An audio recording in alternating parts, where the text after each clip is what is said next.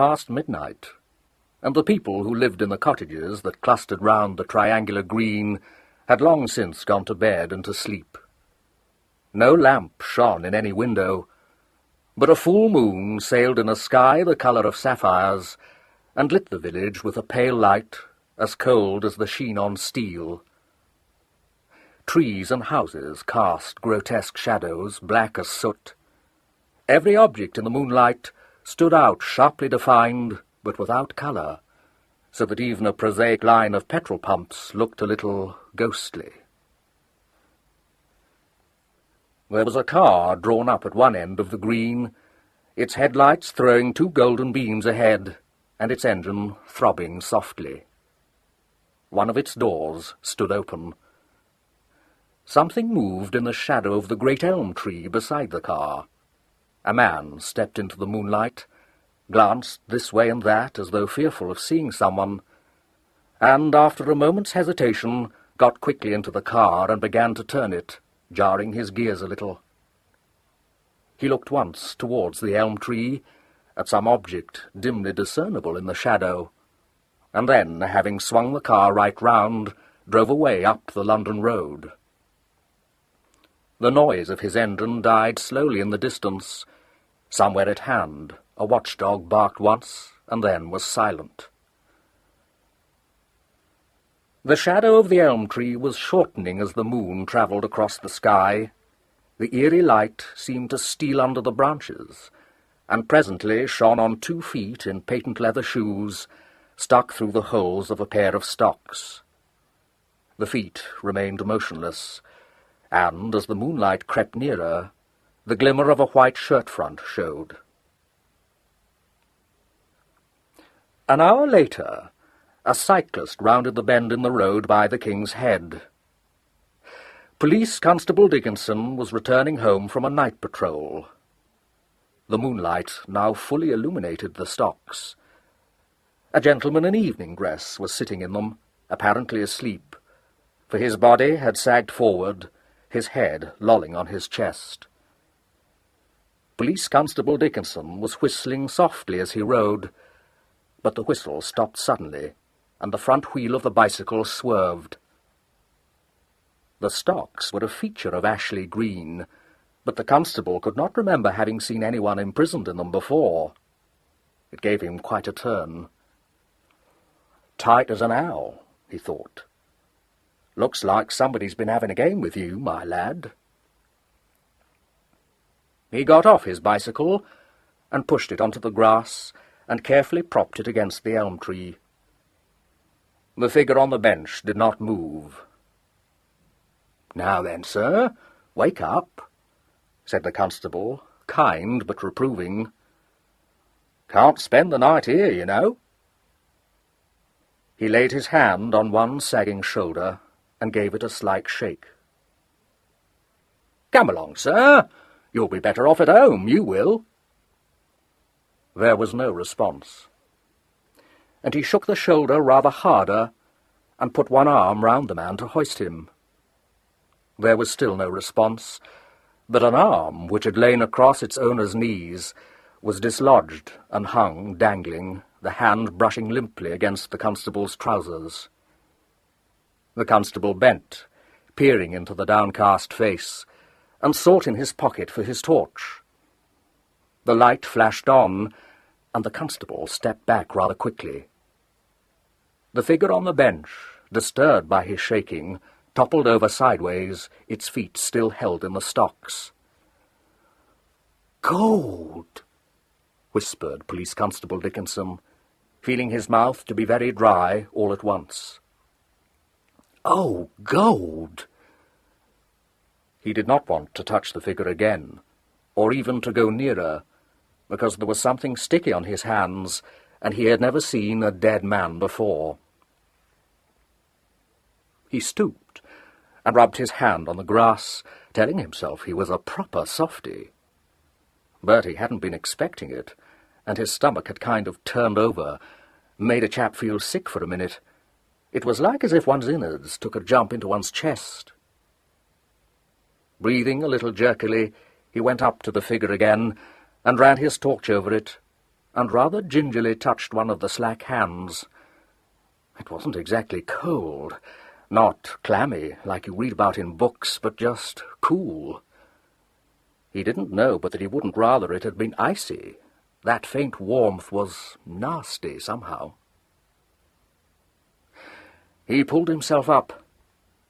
It wasn't his job to get fanciful, but to make up his mind what was the right thing for him to do first. The man was dead, sure enough. It was no use standing over the body. He'd better get on to the police station at Hanborough as soon as possible.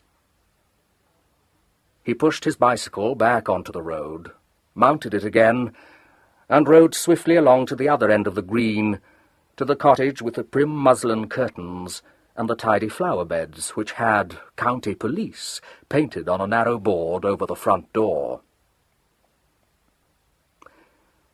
He let himself in and made his way to the telephone, taking care to tread softly so that his wife, who was asleep upstairs, should not wake and call him to go up. He'd have to tell her what had happened if she did, and she was expecting her first, and none too well. He lifted the receiver, wondering whether he'd done the right thing after all, leaving a corpse stuck down in the middle of the village. It didn't seem decent somehow. The station sergeant's voice spoke. He was surprised to hear his own voice so steady, because really he'd felt a bit shaken, and no wonder. He told his story as matter-of-factly as he could, and the sergeant, not nearly so phlegmatic, said first, "What?" and then, "In the stocks," and lastly, "Look here, are you sure he's dead?" Police Constable Dickinson was quite sure. And when the sergeant heard about the blood and the wound in the back, he stopped making incredulous exclamations and said briefly, "All right. You cut along and see no one touches the body. The inspector'll be down with an ambulance in a couple of shakes." "Hold on a minute, Sergeant," said the constable, anxious to give all the information he could. "It isn't a stranger. I was able to identify him. It's Mr. Vereker." "Mr. who?" demanded the sergeant. "Vereker. The gentleman from London has bought Riverside Cottage. You know, Sergeant. Comes down weekends." "Oh," said the sergeant rather vaguely. "Not a local man?" "Not properly speaking," agreed the constable. "But what beats me is how he came to be sitting in them stocks at this hour of the night. He's in evening dress, what's more." "Well, you get back and keep your eye on things till the inspector comes along," said the sergeant, and hung up the receiver. Constable Dickinson heard the click of it, and was rather sorry, because now that he'd had time to recover from his first amazement, he could see several queer things about the murder, and would like to have talked them over with the sergeant. But there was nothing for it but to do as he was told, so he put his receiver back on the hook and tiptoed out of the house again to where he had left his bicycle propped against the iron railing. When he got back to the stocks, the dead man was lying in the same position.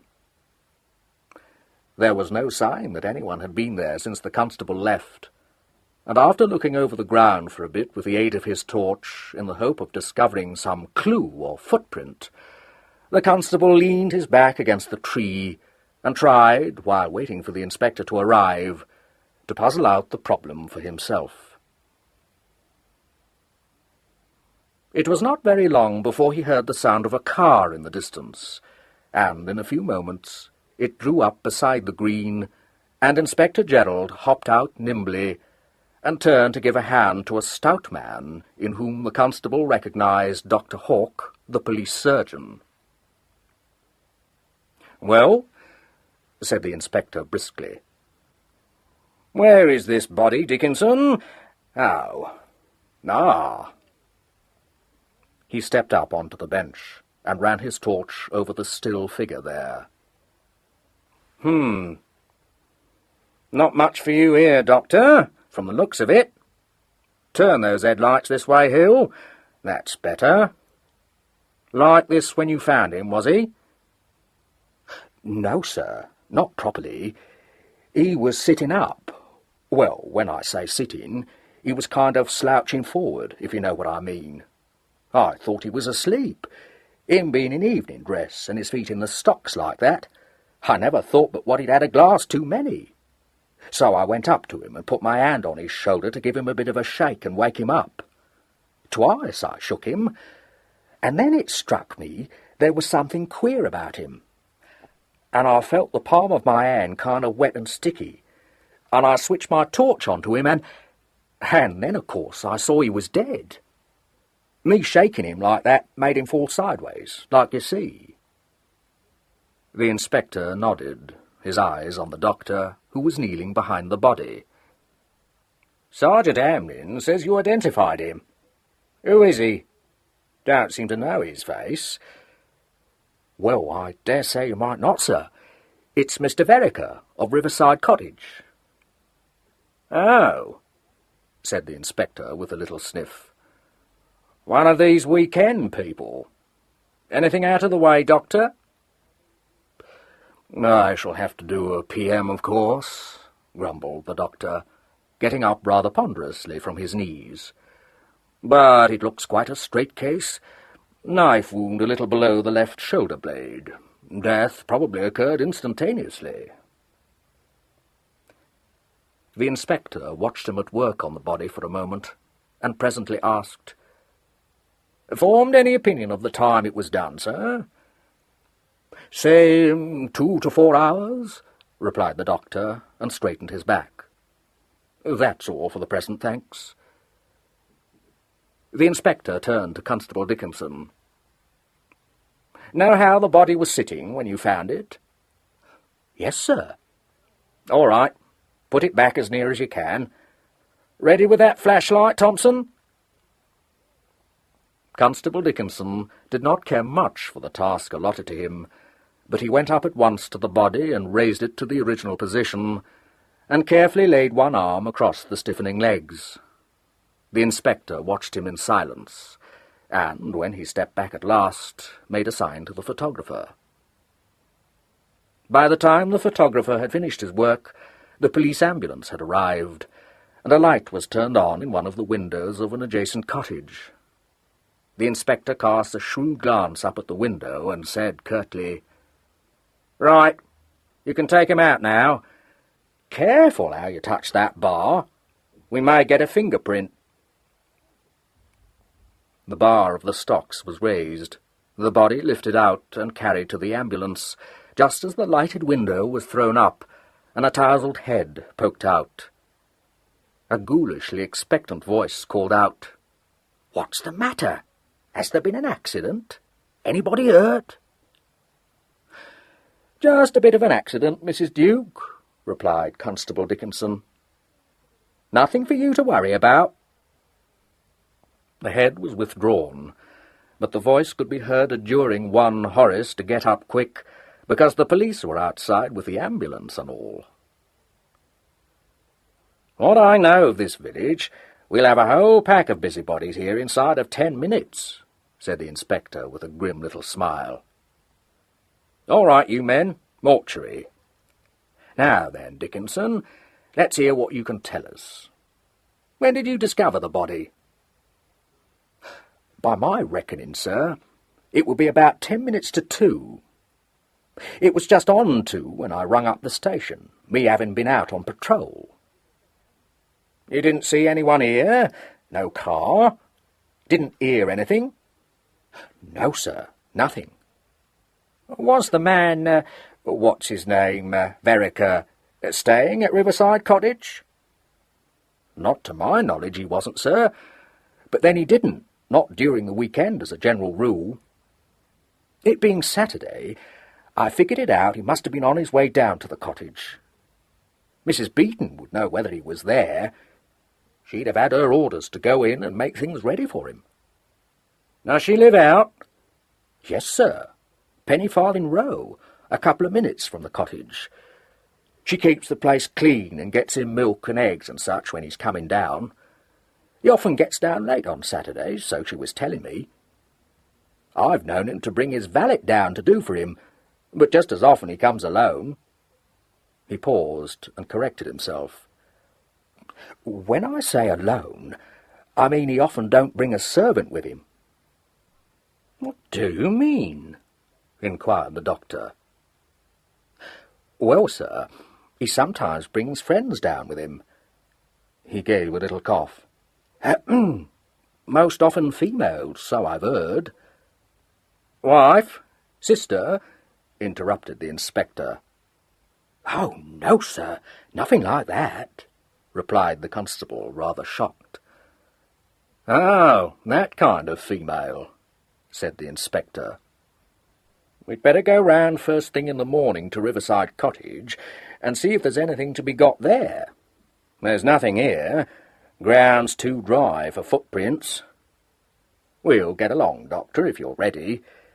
You'll hand in your report tomorrow, Dickinson, see? You can go off to bed now." He moved away towards the car with the doctor. Constable Dickinson heard him say in his dry way, "Looks to me like a case for the Yard. London man. Nothing to do with us. Nice easy case, too, if they can lay their hands on the woman." "Quite," agreed the doctor, smothering a yawn. "If he had a woman with him." Chapter 2. Inspector Gerald made a very early call on the Chief Constable next morning, and found him eating his breakfast. He apologized for disturbing him, but the Colonel merely waved him to a chair and said, "Oh, not at all. What's your trouble? Anything serious?" "Pretty serious, sir. Man found stabbed to death at Ashley Green at 1:50 this morning." "Good God! You don't say so. Who is it?" "Gentleman of the name of Arnold Vereker, sir, of Riverside Cottage." "God bless my soul!" ejaculated the Colonel, putting down his coffee-cup. "Who did it? Any idea?" "No, sir, none. No clues at all, so far. The body was found by Constable Dickinson, in the stocks." "In the what?"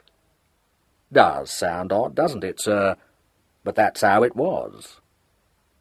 "Do you mean he was put in the stocks and then stabbed, or what?" "It's hard to say, sir. Not much bleeding, you see. Nothing on the ground. Might have been stabbed first, though why anyone should take the trouble to put the body in the stocks I can't make out. He was in evening dress, no hat or overcoat, and the only thing we've got so far that looks like helping us at all is his hands, which were dirty. Smear of motor oil on one, inference being he had to change a tyre or do some repair on a car. But his car's not there, and not at the garage either. Of course, he may have walked into the village from Riverside Cottage. It's under a mile away, but it seems a funny thing to do at that hour of the night. The doctor doesn't put the hour of the murder earlier than 12 o'clock or thereabouts. No, it looks like he was motoring down with someone or other for the weekend. What I thought, sir, was that I should go off to Riverside Cottage first thing after seeing you to find out if he was staying there, or expected down last night. Seems to have been a gentleman with irregular sort of habits." "Yes, I believe so," said the Colonel. "I didn't know him myself, but one hears things. A city man, mining interests, so I was informed. I don't fancy it's much of a case for us, Inspector. What do you feel about it?" "Well, sir, pretty much what you do. Of course, we don't know, it wasn't a local affair, but on the face of it, it doesn't look like it. I've got a man out at Ashley Green making inquiries, but I don't expect to get much. You know what it is out in the country, sir. Folks go to bed early, and if there wasn't any noise made, barring the car, assuming there was a car, no one would be likely to wake up, or take any notice if they were awake. The doctor's of the opinion death must have been pretty well instantaneous. There's no sign of any struggle. Dickinson tells me this Mr. Vereker was in the habit of bringing friends down from town over the weekend. What we want is his car. That might tell us something. How I look at it, sir, is we'll have to get on to the yard for information, whatever happens. Quite right. Not our case at all. Still, you should certainly go to this cottage you speak of and see what you can pick up. Does he keep servants there? No, sir. There's a woman by the name of Beaton who keeps the place tidy, by what I understand, but she lives out. I'll see her, of course, but I don't expect to find anyone at the cottage. 'Tisn't likely, but I might get a line on it. The inspector was wrong. Half an hour later, when he and Constable Dickinson got out of the police car at Riverside Cottage, there were unmistakable signs that the cottage was occupied. It was a small house of stuccoed brick and jade-green shutters, standing in wooded grounds that ran down to the river. The position was what house agents would describe as picturesque and secluded, no other house being visible in summer from any of its windows. As the car drew up, a dog started barking inside the house, and the constable said at once, "That's funny. Mr. Vereker never had a dog down here to my knowledge." The inspector set his finger on the electric bell, remarking as he did so, "Might be the charwoman's. Who looks after the garden and the electric light plant?" "Young Beaton, sir. He comes in a couple of days a week, but he wouldn't bring his dog with him, not into the house. There's someone here all right. I can hear him moving about." The inspector pressed the bell again, and was about to press it a third time when the door was opened to them by a girl with a head of burnished copper curls and very large and brilliant dark eyes. She was wearing a man's dressing gown of expensive-looking brocade, which was several sizes too large for her, and was chiefly occupied in keeping back a powerful bull-terrier, who did not seem to view the visitors with much favour. "Shut up, you fool!" commanded the girl. "Heel!" "What on earth do you want?" This last remark was addressed in a tone of considerable surprise to the inspector. "Inspector Gerald, miss, from Hanborough," said the inspector, introducing himself. "If convenient, I should like to have a word with you." She looked at him frowningly. "I don't know what you want to have a word with me about, but you can come in if you like. Get back, Bill." The two men followed her into the square hall, decorated in a modernist style, with curtains and a carpet of Cubist design, a number of tubular steel chairs, and a squat table of limed oak. The girl saw Constable Dickinson blink at it and said with a flickering smile, "You needn't think I did it." The constable looked at her rather quickly, involuntarily startled. "You'd better come into the kitchen. I haven't finished breakfast. The scenery is better too." She strolled ahead of them, through a door at the end of the hall, into a pleasant kitchen with a tiled floor, a homely-looking dresser, and a breakfast of eggs and coffee and toast spread at one end of the large table. An electric cooker stood at one end of the room, and a small electric brazier had been attached by a long flex to the light fixture, and was switched on for the purpose of drying a linen skirt which was hung over a chair-back in the front of it. The inspector, pausing on the threshold, cast a swift, trained glance round the room. His gaze rested for a moment on the damp skirt and travelled to the girl. She walked round the table, picking up a slice of half-eaten toast and butter from her plate in a casual way as she passed, and pulled a chair forward. "Sit down, won't you? I warn you, I shan't make any statement till I've seen my solicitor." She looked up as she spoke, and raised her brows. "A joke," she explained. The inspector smiled politely. "Yes, miss, naturally. Might I ask you if you're staying here?" "God, no." The inspector glanced at the brocade dressing-gown and looked inquiringly. "Quite right. I spent the night here," said the girl coolly. "Anything else you'd like to know?" "Did you come down with Mr. Vereker, miss?" "No, I didn't. I haven't seen Mr. Vereker." "Indeed, miss. Was he not expecting you?" A rather hard glint crept into the girl's fine eyes. "Well, everything was very nicely prepared, but I don't fancy it was on my account." "But what the hell has it to do with—" She broke off and laughed suddenly. "Oh, I see. Sorry to disappoint you, but I'm not a burglar, though I did get in through a window. The dressing-gown's merely borrowed till my skirt's dry." The inspector directed his gaze towards the skirt. "I quite understand, miss. Must have been a bad stain, if I may say so." "Blood," said the girl between sips of coffee. Constable Dickinson gave a slight gasp. "Blood?" said the inspector evenly. The girl set down her cup and met his look with a belligerent gleam in her eyes. "Just what do you want with me?" she demanded. "I'd like to know how you came to get blood on your skirt, miss," said the inspector. "Yes? Well, I should like to know what right you have to ask me that, or anything else for that matter. Get on with it. What is it you're after?" The inspector drew out his notebook. "There's no need to take offence, miss. We've had a little upset in these parts last night, and I have to find out one or two details. May I have your name and address, please?" "Why?" asked the girl.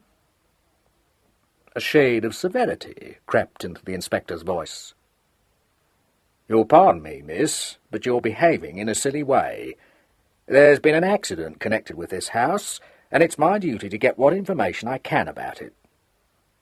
"Well, you aren't likely to get much out of me," observed the girl. "Don't know anything. My name's Antonia Vereker. Address 3 Grayling Street, Chelsea." "What the devil's the matter now?" The inspector had looked up quickly from his notebook. "A relation of Mr. Arnold Vereker?" he said. "Half-sister."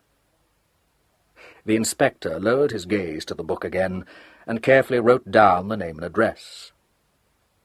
"And you say you've not seen Mr. Vereker since you came here?" "Haven't seen him for months."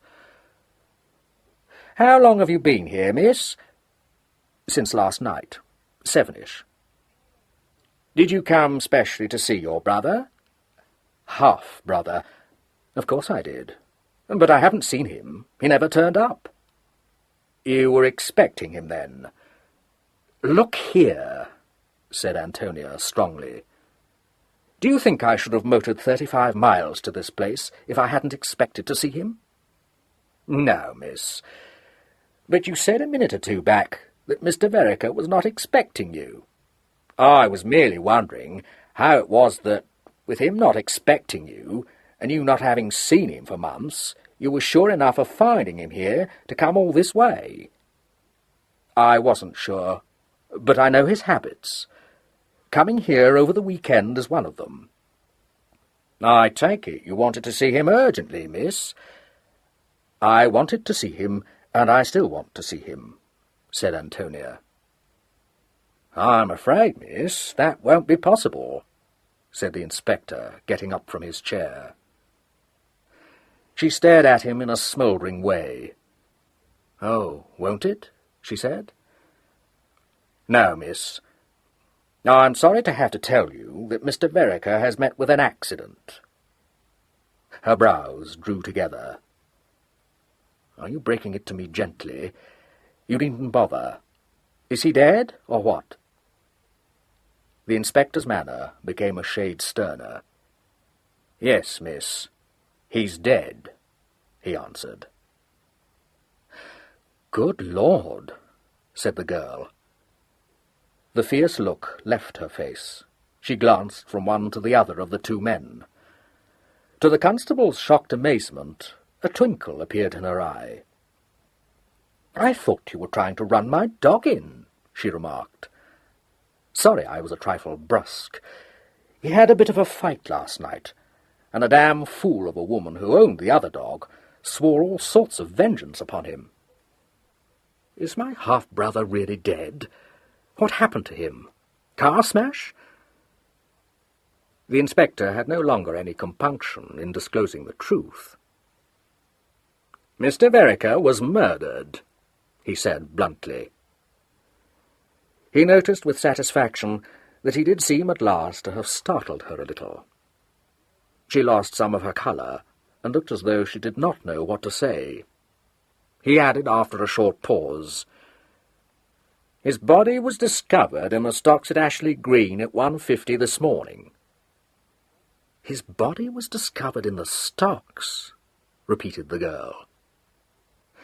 "Do you mean somebody put him in the stocks and he died of fright or exposure, or what?" "Your half-brother, miss, died as the result of a knife thrust through the back," said the inspector. "Oh," said Antonia. "Rather beastly." "Yes," said the inspector. She stretched out her hand mechanically towards an open box of cigarettes, and began to tap one of them on her thumbnail. "Very nasty," she observed. "Who did it?" "The police have no information on that point at present, miss." She struck a match and lit the cigarette. "Well, I didn't, if that's what you want to know. Have you come here to arrest me or something?" "Certainly not, miss. All I wish to do is make a few inquiries. Anything that you can tell me that would throw some light on—" She shook her head. "Sorry, but I can't. We haven't been on speaking terms for months." "Excuse me, miss, but if that's so, how do you come to be in Mr. Vereker's house now?" "Oh, that's easy," she replied. "He wrote me a letter which made me see red, so I came down to have it out with him." "May I ask if you have that letter, miss?" "Yes, but I don't propose to show it to you, if that's what you're after. Purely personal." "I take it the matter was very pressing. Mr. Vereker would have been in London again on Monday." "Well, I didn't feel like waiting till Monday," retorted Antonia. "He wasn't in Eaton Place when I rang up, so I took a chance on his being here. He wasn't, but the beds were made up, and there was some milk and butter and eggs and things in the larder, which made it look fairly certain that he was expected, so I waited for him. When he didn't turn up at midnight, I went to bed, because it seemed a bit late to go home again then." "I see. And you haven't been out of the house since? I think you said it was about 7 o'clock last night?" "Yes, of course I've been out of the house since then," she said impatiently. "I took the dog for a run just before I turned in. That's when he had the fight. A mangy-looking retriever set on him about half a mile from here, blood and fur all over the place. However, there was no real damage done." The constable was surveying the bull-terrier lying watchfully by the door.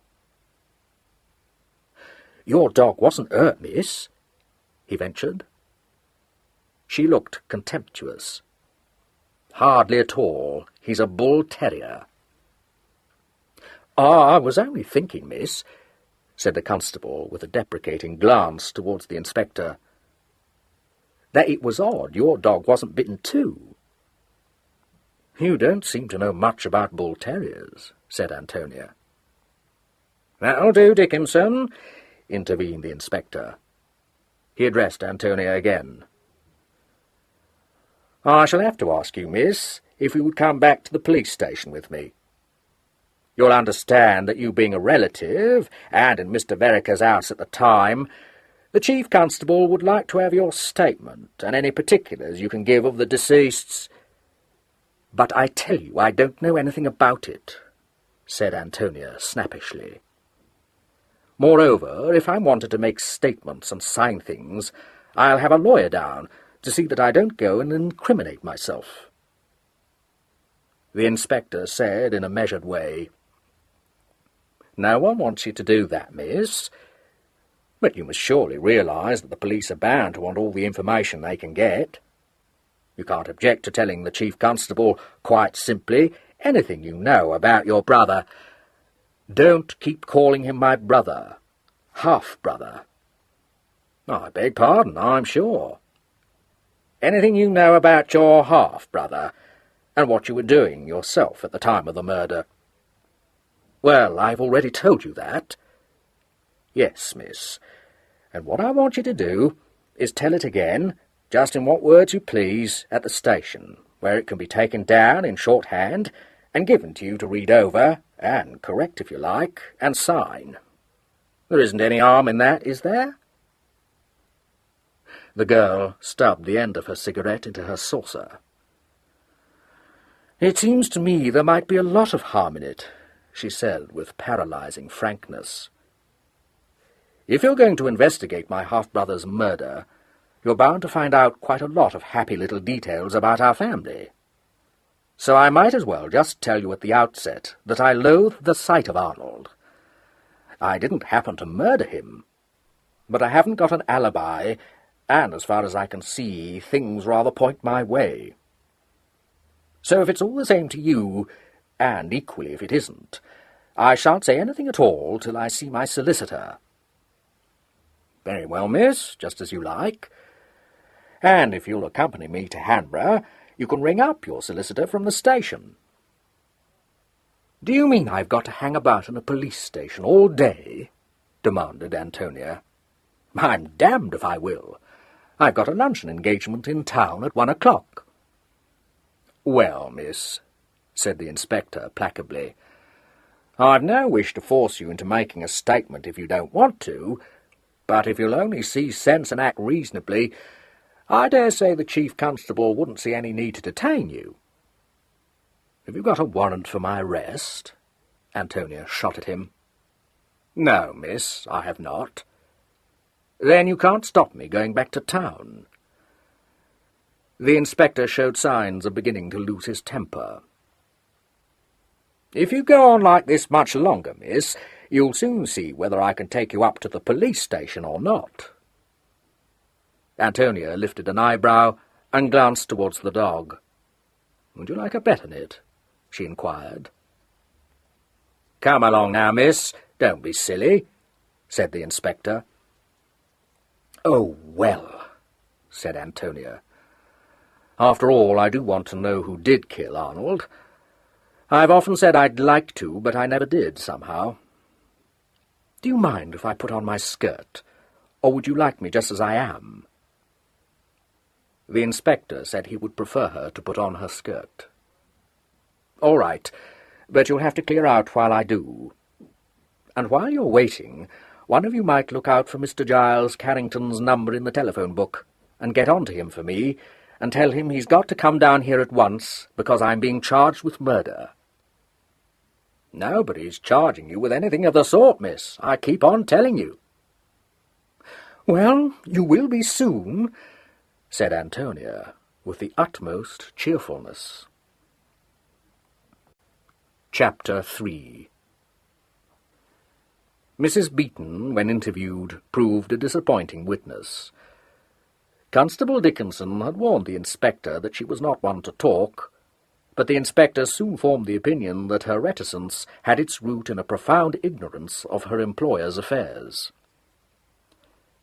When Arnold Vereker was at the cottage, she was never required to do more than cook breakfast and tidy the house before going home again at 12 o'clock. Mr. Vereker nearly always brought a hamper down with him from Fortnum and Mason's, and sometimes, when he did not come alone, she never even set eyes on his guests. She had received a wire from Mr. Vereker on Friday, warning her that he was coming down on Saturday and might bring a visitor. But who the visitor was, whether man or woman, or at what hour they would arrive, she had not the least idea. The Chief Constable, adopting a fatherly attitude, failed to make any impression on Antonia Vereker, and there was nothing for it with regard to her evidence but to await the arrival of Mr. Giles Carrington. Unfortunately, Mr. Giles Carrington had gone to play golf by the time a call had been put through to his residence, and although the servant who answered the telephone promised to ring up the golf club at once, no dependence could be placed on the messages reaching him before lunchtime. Consigning Miss Vereker to the care of the station sergeant, the inspector and the chief constable went into consultation and were very soon agreed on the advisability of calling in New Scotland Yard at once. The stocks had revealed no fingerprints, and the doctor's autopsy very little more than his first examination. The station sergeant, who described himself as a rare one for dogs, got on much better with Antonia than the inspector had done. He spent half an hour arguing with her on the merits of the Airedale over the bull terrier, and would have been pleased to have continued the argument indefinitely had his work not called him away. She was left in a severe apartment with a couple of Sunday papers and her own thoughts, her only visitor being a young and rather shy constable, who brought her a cup of tea at 11 o'clock. It was past 1 o'clock when a touring car drew up outside the police station, and a tall, loose-limbed man in his mid-30s walked in, and announced in a pleasant, lazy voice that his name was Carrington. The inspector happened to be in the charge-room at the moment, and he greeted the newcomer with relief, not unmixed with dubiety. Mr. Carrington did not look much like a solicitor to him.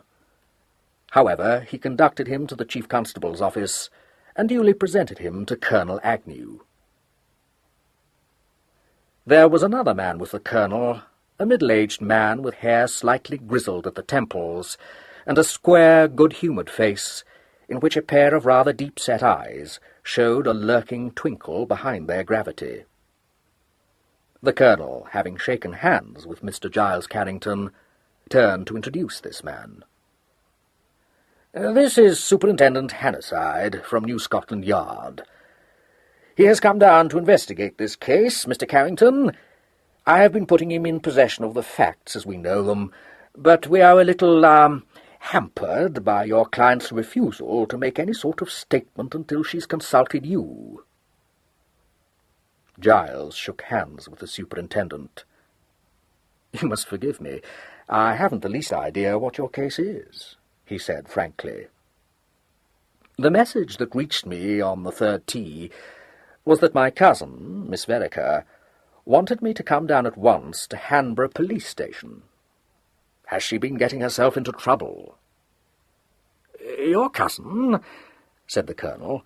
"I understood—" "Oh, I am her solicitor as well," smiled Giles Carrington. "Now, what's it all about?" "I'm afraid it's rather a serious business," replied the colonel. "Miss Vereker's determined refusal to assist the police by giving any evidence. But I trust that you will be able to convince her that her present attitude is merely prejudicial to her own interests.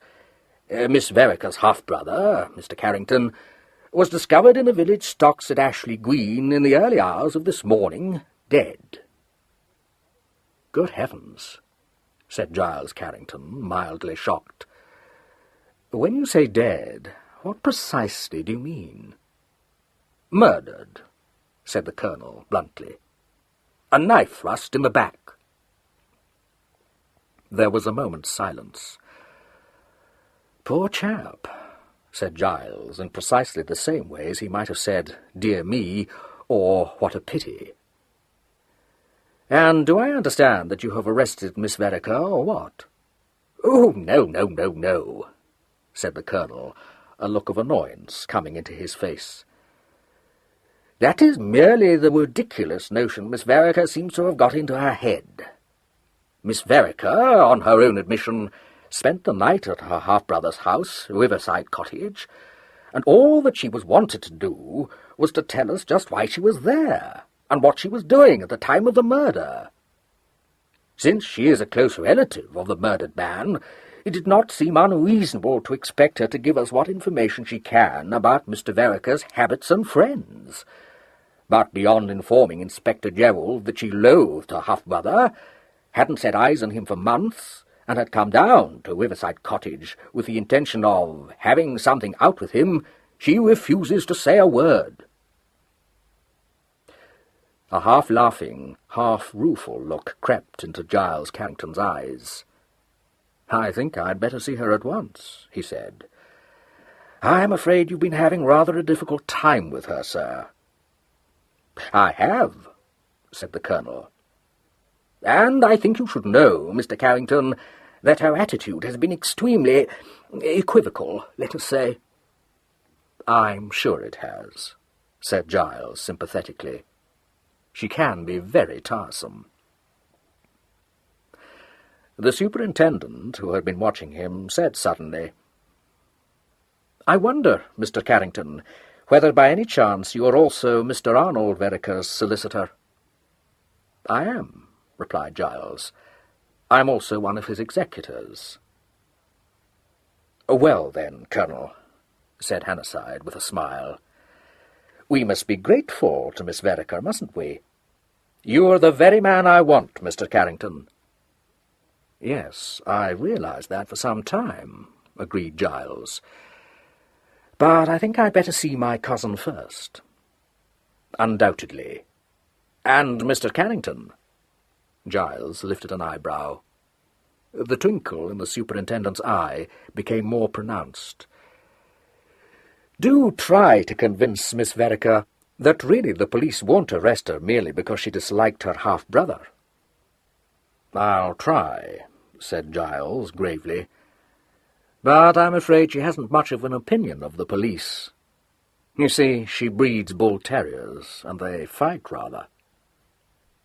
The superintendent watched him go out in the wake of Inspector Gerald, and turned to look at the Colonel. "I like that chap," he said in his decided way. "He's going to help me." "Well, I hope he may," said the Colonel. "What struck me most forcibly was that he showed almost as little proper feeling at hearing of his cousin's death as the girl did." "Yes, it struck me too," said Hannasyde. "It looks as though Arnold Vereker was the sort of man who had a good many enemies." Meanwhile, Giles Carrington had been escorted to the room where Antonia awaited him. The inspector left him at the door, and he went in, closing the door firmly behind him. "Hello, Tony," he said in a matter-of-fact voice. Antonia, who was standing by the window, drumming her fingers on the glass, turned round quickly.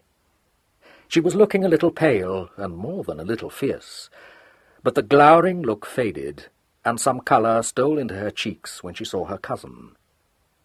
"Hello, Giles," she returned, with just a suggestion of embarrassment in her manner. "I'm glad you've come. Arnold's been murdered." "Yes, so I've heard," he answered, pulling a chair up to the table. "Sit down and tell me just what asinine tricks you've been up to." "You needn't assume I've been asinine just because I happen to be in a mess," snapped Antonia. "I don't. I assume it because I know you awfully well, my child." "What are you doing here anyway? I thought you weren't on speaking terms with Arnold." "I wasn't, but something happened, and I wanted to see him at once, so I came down." He interrupted her. "What happened?" "Well, that's private. Anyway—" "Cut out the anyway," returned her cousin. "You've called me in to act for you, Tony, and you must take me into your confidence." She set her elbows on the table and leaned her chin on her clasped hands, frowning. "I can't altogether.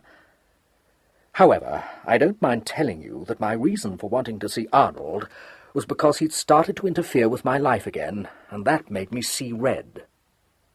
"What had he done?"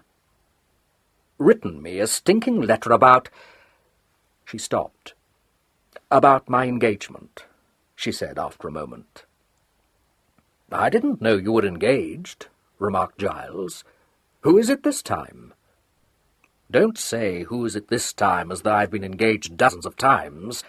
I've only been engaged once before. Sorry. Who is it? Rudolph Mesurier, said Antonia. Do you mean that dark fellow in Arnold's company? Asked Giles. Yes, he's the chief accountant. There was a short pause.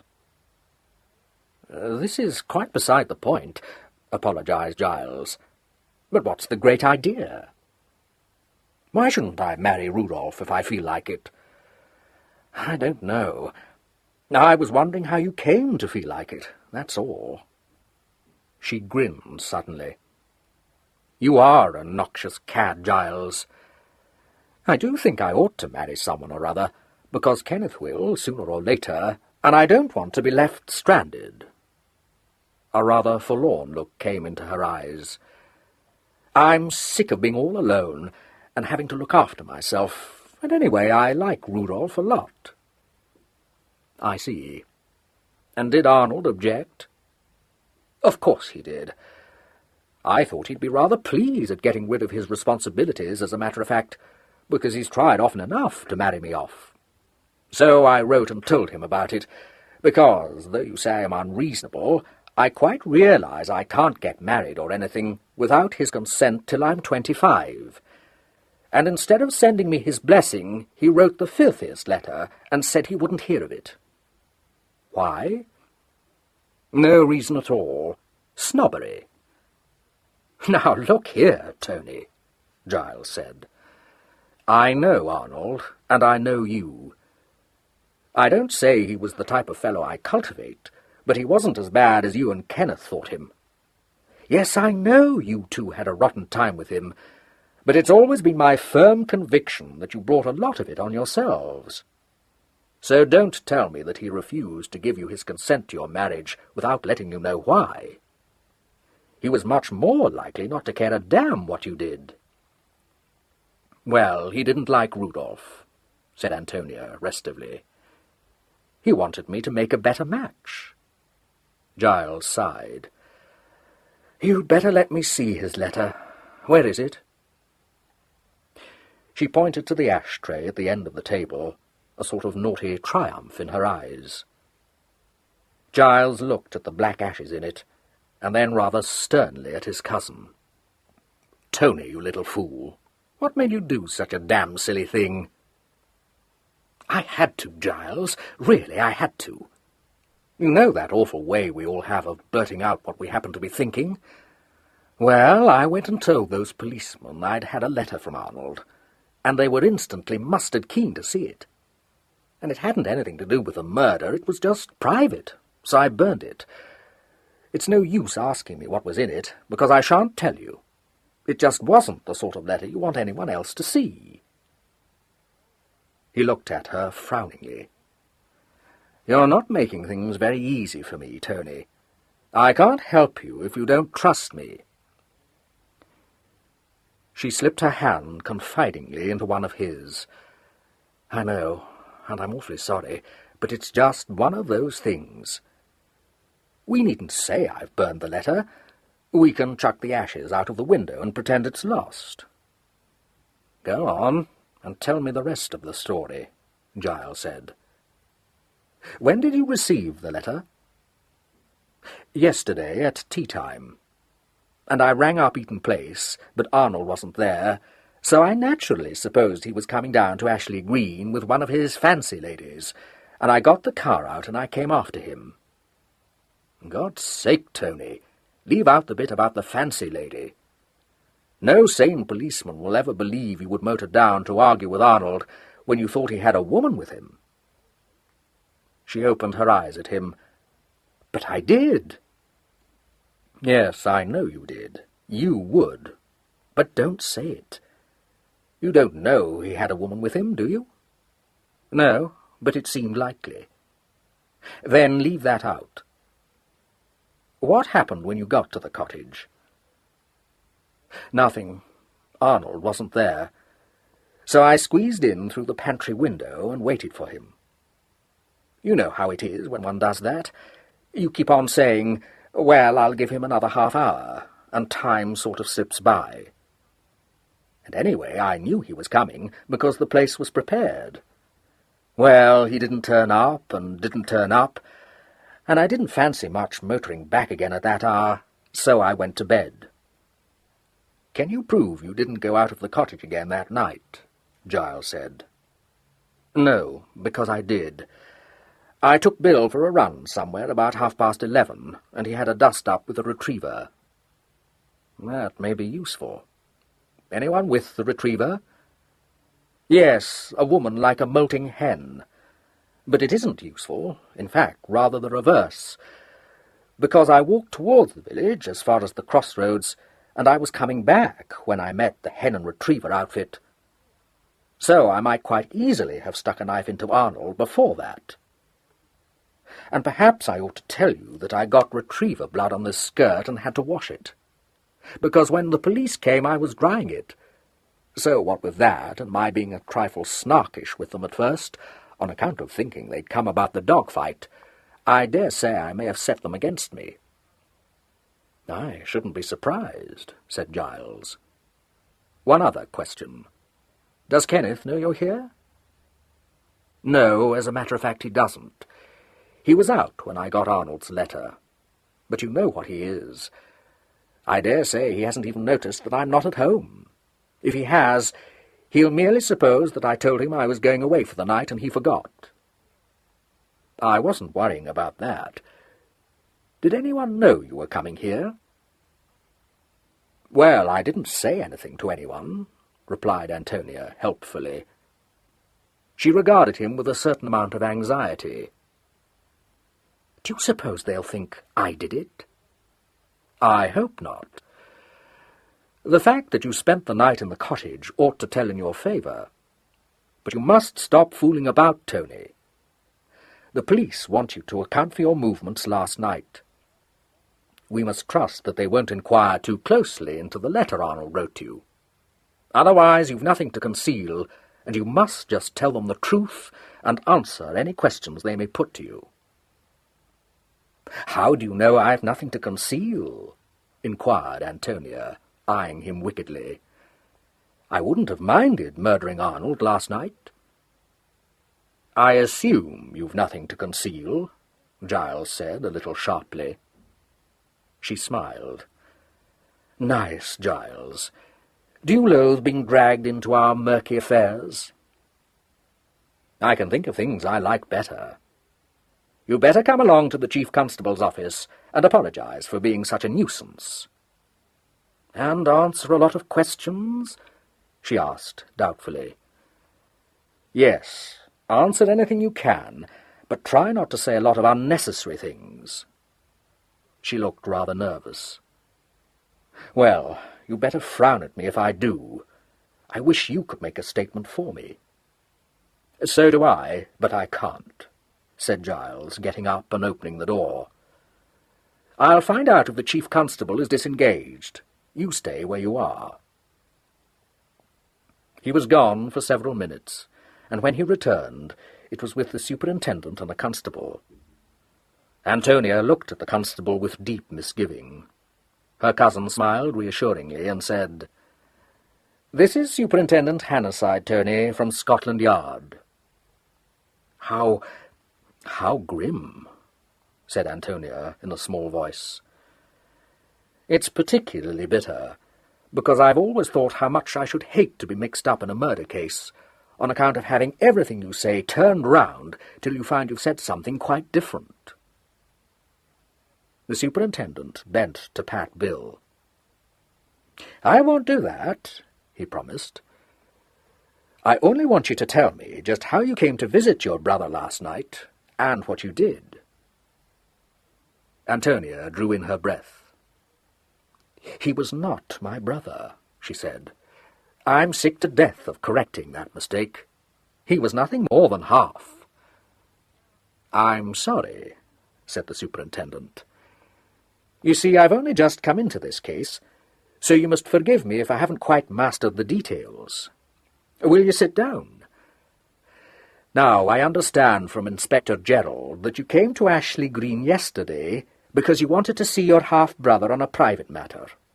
Is that correct?" "Yes," said Antonia. "And when you arrived at the cottage, what did you do?" Antonia gave him a concise account of her movements. Once or twice he prompted her with a question, while the constable, who had seated himself by the door, busily wrote in shorthand. The superintendent's manner, unlike the inspector's, was so free from suspicion, and his way of putting his questions so quiet and understanding, that Antonia's wary reserve soon left her. When he asked her if she was on good terms with Arnold Vereker, she replied promptly, "No, very bad terms. I know it isn't any use concealing that, because everyone knows it. We both were."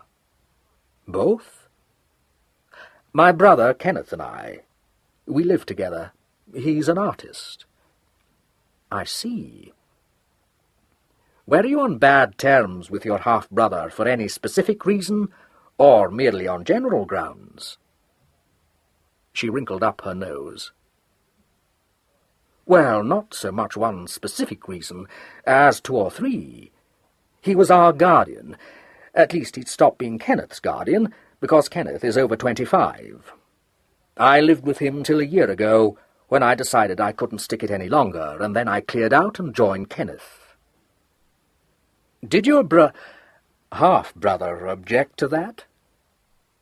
"Oh, no, not in the least, because we just had a flaming row about a disgusting merchant he was trying to push me off onto, and he was extremely glad to be rid of me." "And had this quarrel persisted?" "More or less. Well, no, not really. We merely kept out of each other's way as much as possible.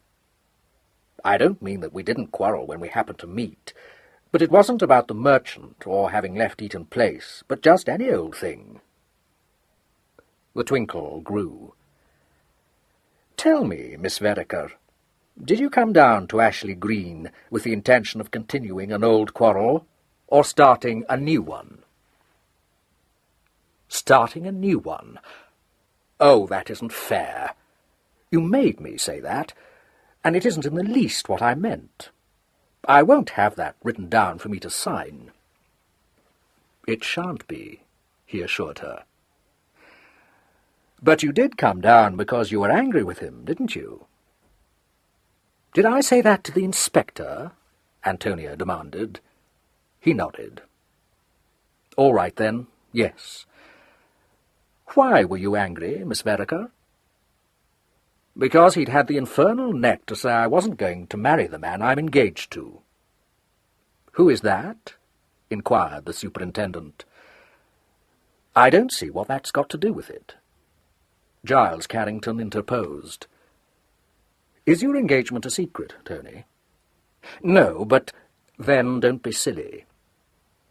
She flushed and looked down at her hands. "His name is Missouri," she said. "He works in my half-brother's firm." "And your half-brother objected to the engagement?" "Yes, because he was a ghastly snob." "So he wrote a letter to you forbidding the engagement?" "Yes, that is, yes." The superintendent waited for a moment. "You don't seem very sure about that, Miss Vereker." "Yes, I am. He did write." "And I think you've destroyed his letter, haven't you?" said Hannaside quietly. Her eyes flew to his face. Then she burst out laughing. "That's clever of you. How did you guess?" "Why did you do that, Miss Vereker?" "Well, principally because it was the sort of letter that would make anyone want to commit murder, and I thought it would be safer," replied Antonia ingenuously. The superintendent looked at her thoughtfully for a moment, and then got up. "I think it was a pity you destroyed it," he said. "But we won't go into that now." "Are you going to arrest me?" Antonia asked. He smiled. "Not immediately." "Mr. Carrington, if I could have a few minutes' conversation with you?" "Can I go home?" said Antonia hopefully. "Certainly, but I want you to sign your statement first, please. The constable will have it ready for you in a moment or two." "Where's your car, Tony?" asked Giles. "At the cottage. Well, wait for me here, and I'll take you out to collect it and give you some lunch." "Well, thank God for that," said Antonia. "I've just discovered I've got exactly 2 and 5 halfpenny on me, and I want some petrol." "How like you, Tony," said Giles, and followed the superintendent out of the room. Chapter 4. The chief constable had gone to lunch, and his office was empty. Hannasyde closed the door and said, "I shall want to go through the dead man's papers, Mr. Carrington. Can you meet me at his house tomorrow morning?" Giles nodded. "Certainly." "And the will?" "In my keeping." "I shall have to ask you to let me see it." Giles said with a flickering smile, "It would be a waste of your time and my energy to protest, wouldn't it?" "Thanks," said Hannasyde, his own lips curving a little. "It would, of course." He took out his notebook and opened it. "I understand that the dead man was chairman and managing director of the Shan Hills mine. Is that correct?" "Quite correct." "Unmarried?" Giles sat down on the edge of the table. "Yes." "Can you tell me of what his immediate family consists?" "His half-brother and half-sister, that's all." Giles took out a cigarette and tapped it on his case. "Arnold Vereker was the eldest son of Geoffrey Vereker by his first wife, my father's sister, Maud. He was 40 last December. There was one other son by that marriage, Roger, who would be 38 if he were alive now, which, thank heaven, he's not. He was not precisely an ornament to the family. There was a certain amount of relief felt when he cleared out years ago. He went to South America, and I believe got himself mixed up in some revolution or another. Anyway, he's been dead for about 7 years now. Kenneth Vereker and his sister Antonia are the offspring of a second marriage. Their mother died shortly after Antonia's birth. My uncle died a month or 2 before Roger, leaving both Kenneth and Antonia under Arnold's guardianship." "Thank you, Mr. Carrington. I hoped you'd be able to help me. Can you tell me what sort of a man Arnold Vereker was?" "A man with a genius for making enemies," replied Giles promptly. "He was one of those natural bullies who can yet make themselves very pleasant when they choose. Queer chap, with a streak of appalling vulgarity. Yet at the bottom there was something quite likeable about him. Chief hobbies, women and social climbing." "I think I know the type. From what I can make out, he had a bit of a bad reputation down here." "I shouldn't be surprised. Arnold would never go weekending to an hotel for fear of being seen. He always wanted to stand well in the eyes of the world, hence Riverside Cottage. Is it known, by the way, whether he had one of his fancies with him last night?" "Very little is known, Mr. Carrington. We have not yet traced his car. That may conceivably tell a tale. Whoever it was murdered your cousin presumably drove away in the car." "Neat," approved Giles. The superintendent smiled faintly. "You share Miss Vereker's dislike of the man?" "More or less. And I have one of those cast-iron alibis which I understand render one instantly suspect. I was playing bridge in my father's house on Wimbledon Common." The superintendent nodded. "One more question, Mr. Carrington. Can you tell me anything about this man?" He consulted his notebook. "Mesurier." "Beyond the fact that he's the chief accountant in my cousin's firm, nothing, I'm afraid. I'm barely acquainted with him." "I see. I don't think I need keep you any longer now. You'll be wanting to take Miss Vereker away. Shall we say 10 o'clock in Eaton Place tomorrow?" Yes, certainly. You'd better have my card, by the way. I should be very grateful if you would let me know what happens. He held out his hand. The superintendent grasped it for a moment, and opened the door for him to pass out. Antonia was engaged in powdering her face when Giles rejoined her. "Hello," she said. "I thought you deserted me. What did he want?" "One or two particulars. I'm Arnold's executor, you know. Come along and I'll give you some lunch." Miss Vereker was hungry, and not even the intelligence that she might have to be present at the inquest interfered with her appetite. She ate a hearty meal, and by 3 o'clock was once more at Riverside Cottage, backing her car out of the garage. "Are you coming back to town too?" she inquired. "Yes, as soon as I found out the date of the inquest. I'll look in tonight to have a word with Kenneth. Mind the rosebush." "I've been driving this car for over a year," said Antonia, affronted. "It looks like it," he agreed, his eyes on a battered mudguard. Antonia slammed the gear lever into first and started with a jerk. Her cousin watched her drive off, narrowly escaping a collision with a gatepost, and then got into his own car again and drove back to Hanborough. Rather more than an hour later, Antonia let herself into the studio that she shared with her brother, and found him in an overall, a cup of tea in one hand and a novel in the other. He was a handsome young man, with untidy dark hair and his sister's brilliant eyes. He raised them from his book as she came in, said, "Hello," in a disinterested voice, and went on reading. Antonia pulled off her hat and threw it vaguely in the direction of a chair. It fell on the floor, but beyond saying damn, she did no more about it. "Stop reading. I've got some news," she announced. "Shut up," replied her brother. "I'm all thrilled with this murder story. Shan't be long. Have some tea or something." Antonia, respecting this mood of absorption, sat down and poured herself out some tea in the slop basin. Kenneth Vereker finished reading the last chapter of his novel and threw it aside. "Lousy," he remarked.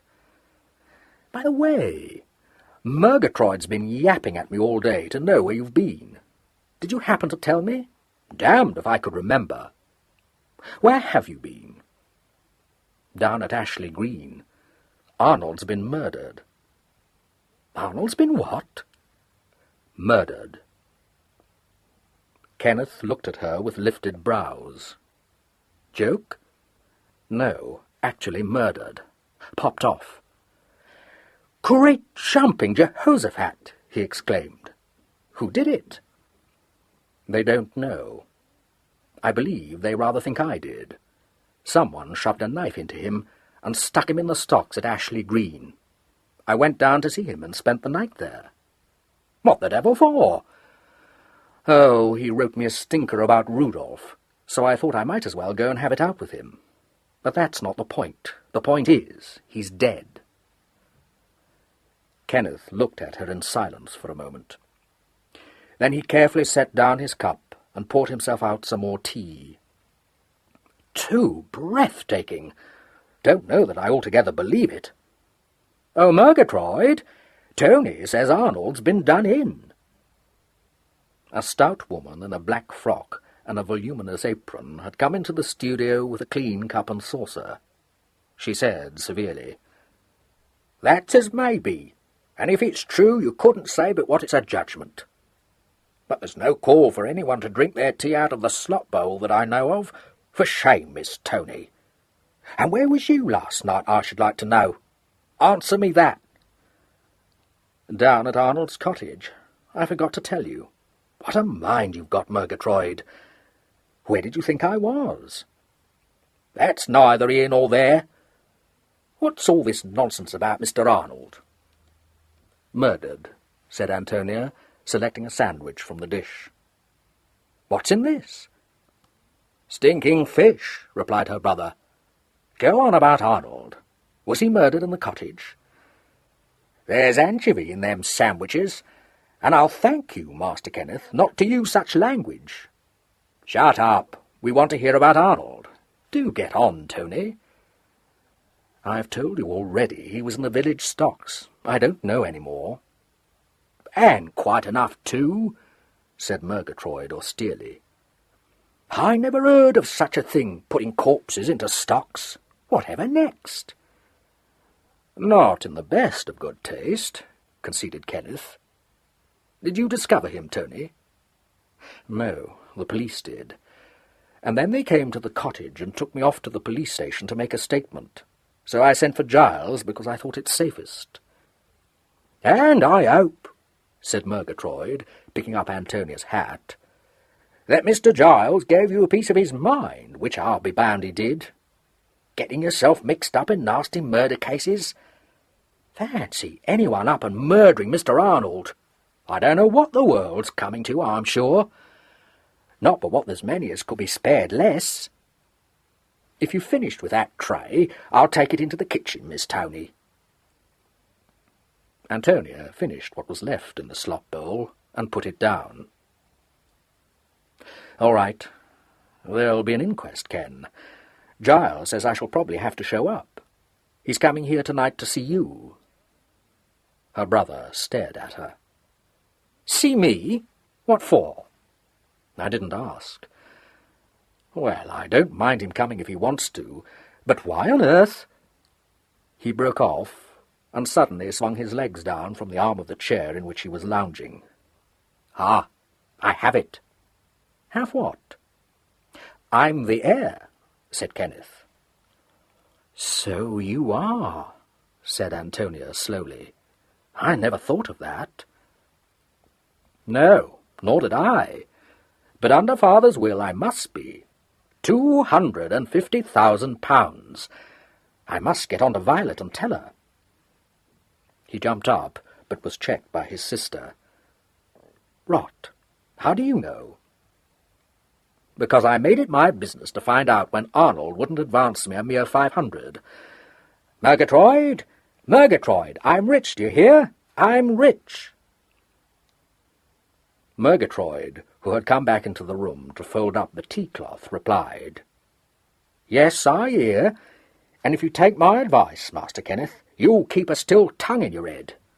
The idea of shouting out I'm rich when your half-brother met his end like that. Who cares how he met his end, as long as he did meet it? What's Violet's number? Don't you talk like that, Master Kenneth. How would you like to have a knife stuck in you? Nasty underhand way of killing anyone, that's what I call it. I don't see it at all, objected Kenneth.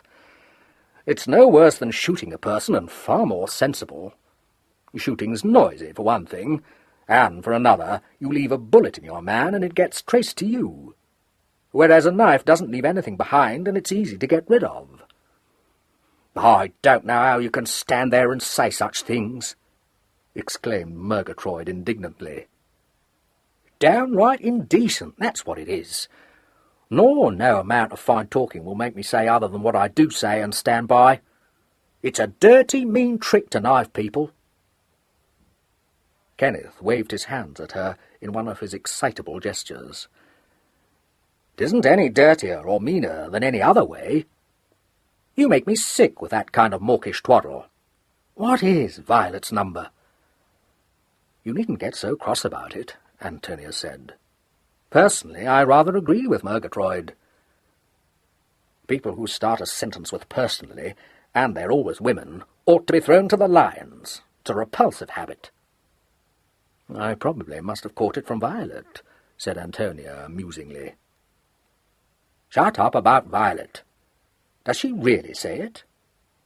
Often. I'll tell her about it. What, for the 50th time, is her number? Nothing 496 or something.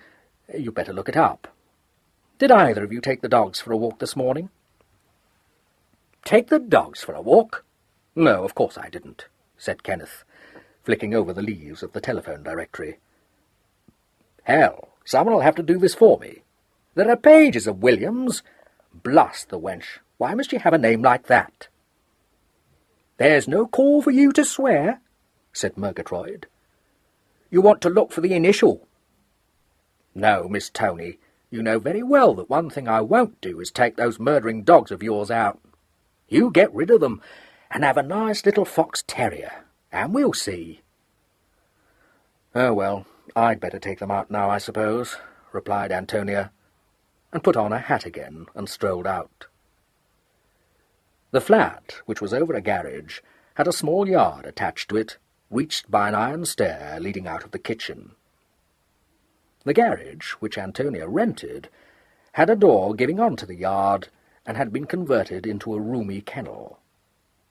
3 bull-terrier bitches occupied it, and greeted their mistress in the boisterous manner of their kind. She put them all on leashes, called Bill to heel, and started out for a walk, sped on her way by Murgatroyd, who came to the top of the iron stairs to say that if she happened to be passing a dairy, she might bring in another 6 eggs. 10 to 1 we'll have that Miss Williams here to supper," Murgatroyd said gloomily. "Enough to make your poor mother turn in her grave, her and her poster sketches. And what's to stop her and Master Kenneth getting married now Mr. Arnold's no more?" "Nothing," replied Antonia, resisting the efforts of one of the bitches to entangle her legs with the leads. "That's what I say," agreed Murgatroyd. "There's always something to take the gilt off the gingerbread." Antonia left her to her cogitations, and set off in the direction of the embankment. When she returned, it was an hour later, and she'd forgotten the eggs. Having given her dogs their evening meal, she ran up the steps to the kitchen, where she found Murgatroyd making pastry. A fair girl, with shrewd grey eyes and a rather square chin, was sitting with her elbows on the table, watching Murgatroyd. She smiled when she saw Antonia. "Hello," she said. "Just looked in for a minute." "I haven't got the eggs," announced Antonia. "It's all right. I've got them," said the other girl. "I hear your half-brother's been murdered. I don't condole, do I?" "No." "Is the blushing violet here?" "Yes," said Leslie Rivers in a very steady voice. "So I thought I wouldn't stay." "You can't anyway. There isn't enough to eat. Seen Kenneth?" "Yes," said Leslie Rivers again. "He's with Violet. I suppose it's useless for me to say anything, but if Kenneth isn't careful, he'll land himself in jug. I should think the police are bound to think he murdered your half-brother." "No, they won't. They think I did. Kenneth wasn't there." "He hasn't got an alibi," stated Leslie in her matter-of-fact way. "He doesn't seem to see how, with him inheriting all that money and being in debt and loathing Arnold, things are bound to point his way." "I bet he didn't do it all the same," replied Antonia. "The point is, you may find it hard to prove he didn't." "I wonder if he could have," Antonia said thoughtfully. Murgatroyd let the rolling pin fall with a clatter. "I never did in all my born days. Whatever will you say next, Miss Tony? Your own brother, too, as wouldn't hurt a fly." "If you had a fly-swatting competition, he'd win it," Antonia replied sensibly.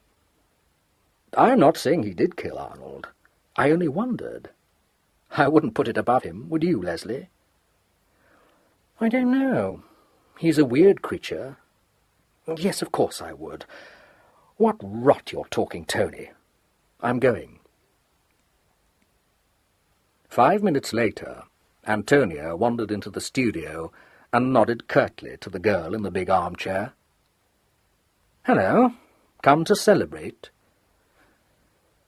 Miss Williams raised a pair of velvety brown eyes to Antonia's face and put up a well-manicured hand to smooth her sleek black hair. "Tony, darling, I don't think you ought to talk like that," she said. "Personally, I feel—" "Good God, you were right!" exclaimed Kenneth. "My adored one, where did you pick up that bestial habit? Don't say personally, I implore you." A faint tinge of colour stole into the creamy cheeks. "Well, really, Kenneth," said Miss Williams. "Oh, for God's sake, don't hurt her feelings," begged Antonia. "I'm damned if I'll have any nauseating reconciliations over supper. And while we happen to be on the subject, who the devil asked you how you should think I should talk, Violet?" The brown eyes narrowed a little. "I suppose I can have my opinions, can't I?" said Miss Williams silkily. "You look lovely when you're angry," said Kenneth suddenly. "Go on, Tony. Say something more." Miss Williams' beautiful lips parted and showed small, very white teeth. "I think you're perfectly horrid, both of you, and I utterly refuse to quarrel with you. Poor little me! What chance have I got with two people at me at once? How awful for you to have actually been at Mr. Vereker's house when it happened, Tony. It must have been absolutely ghastly for you. I simply can't bear to think of it. Let's talk of something else." "Why can't you bear to think of it?" asked Kenneth, not so much captious as interested. "Do you object to blood?" She gave a shudder. "Don't, Kenneth, please. Really, I can't stand it." "Just as you like, my treasure. Though why you should turn queasy at the thought of Arnold's being stabbed, I can't imagine. You never even knew him." "Oh, no, I shouldn't know him if I saw him," said Violet. "It isn't that. I just don't like talking about gruesome things." "She's being womanly," explained Antonia. Her eye alighted on a couple of gold-necked bottles. "Where the hell did they spring from?" "I boned 'em off Frank Crewe," replied Kenneth. "We've got to celebrate this." "Kenneth!" "Oh, that's all right," soothed Antonia. "He meant his accession to wealth." "But you can't drink champagne when Mr. Vereker's been murdered. It isn't decent." "I can drink champagne at any time," replied Antonia. "What have you done to your nails?" Violet extended her hands. "Silver lacquer. Do you like it?" "No," said Antonia. "Kenneth, if you're the heir, you'll have to make me an allowance, because I want a new car." "All right, anything you say," agreed Kenneth. "There are sure to be death duties," Violet said practically. "It's absolutely wicked, the amount one has to pay. Still, there's the house as well. That'll be yours, won't it, Kenneth?" "Do you mean that barrack in Eaton Place?" demanded Kenneth. "You don't imagine I'm going to live in a barn like that, do you?" "Why ever not?" Violet sat up, staring at him. "It's an awfully good address." "Who cares about an awfully good address? If you've ever been inside it, you wouldn't expect me to live there. It's got Turkey carpets and a lot of Empire furniture and pink silk panels in the drawing-room, and a glass lustre and marble-topped tables with gilt legs. We could always get rid of anything we didn't like, but I must say I like nice things. I mean things that are good." "Turkey stair carpeting and gilt mirrors?" said Kenneth incredulously. "I don't see why not." "Darling, your taste is quite damnable." "I can't see there's any need for you to be rude because I like things that you don't like.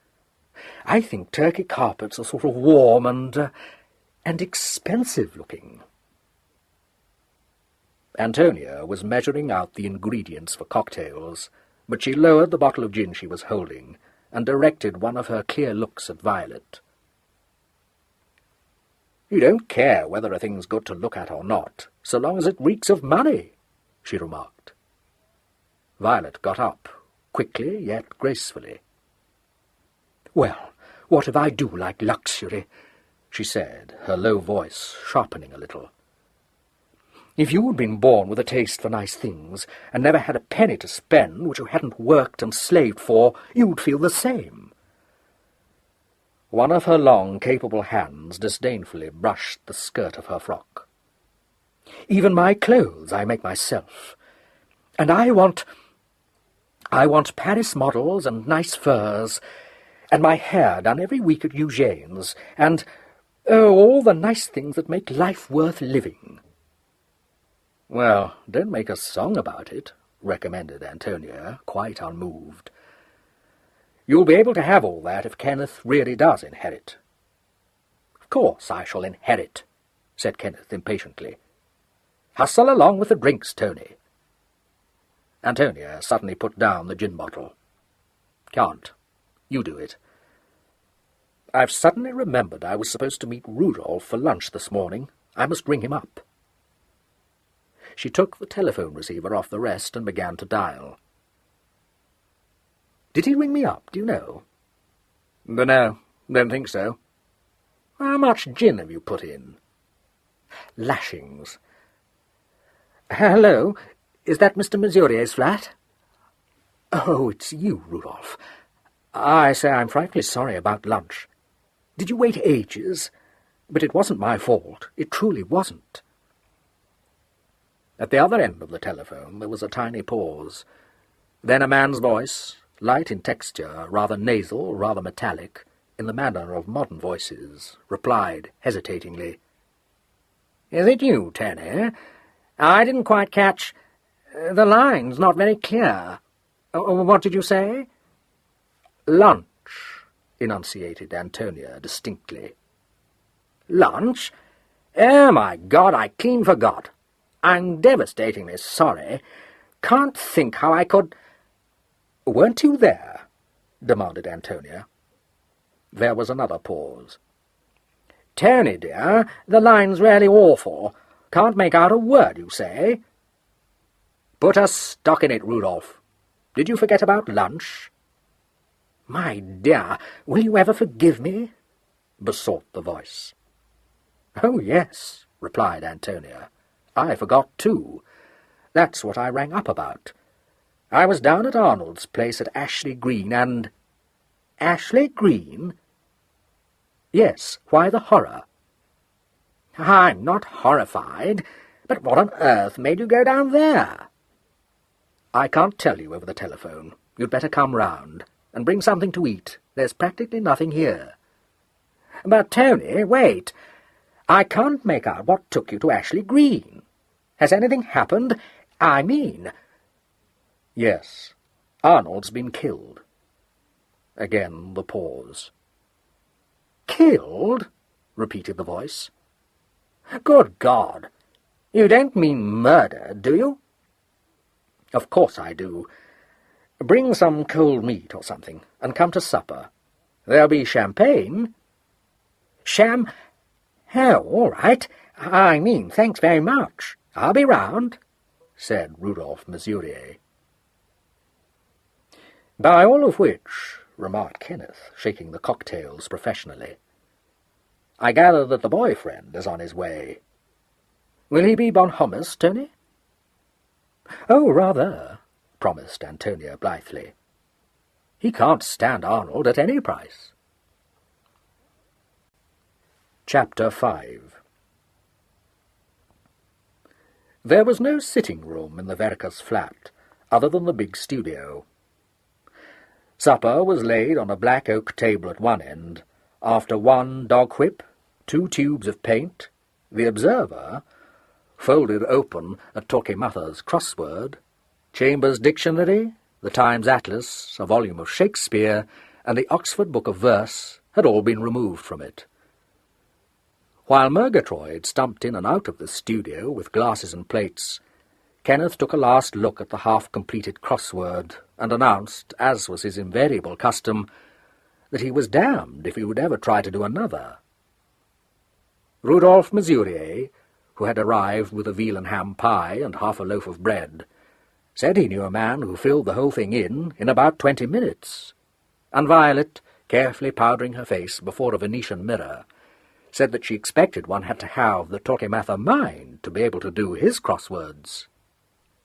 "Where did them bottles come from?" demanded Murgatroyd, transfixed by the sight of their opulent gold necks. "Left over from Frank Crew's party last week," explained Kenneth, Murgatroyd sniffed loudly and set down a dish with unnecessary violence. "The idea," she said. "Anyone would think it was the funeral party already."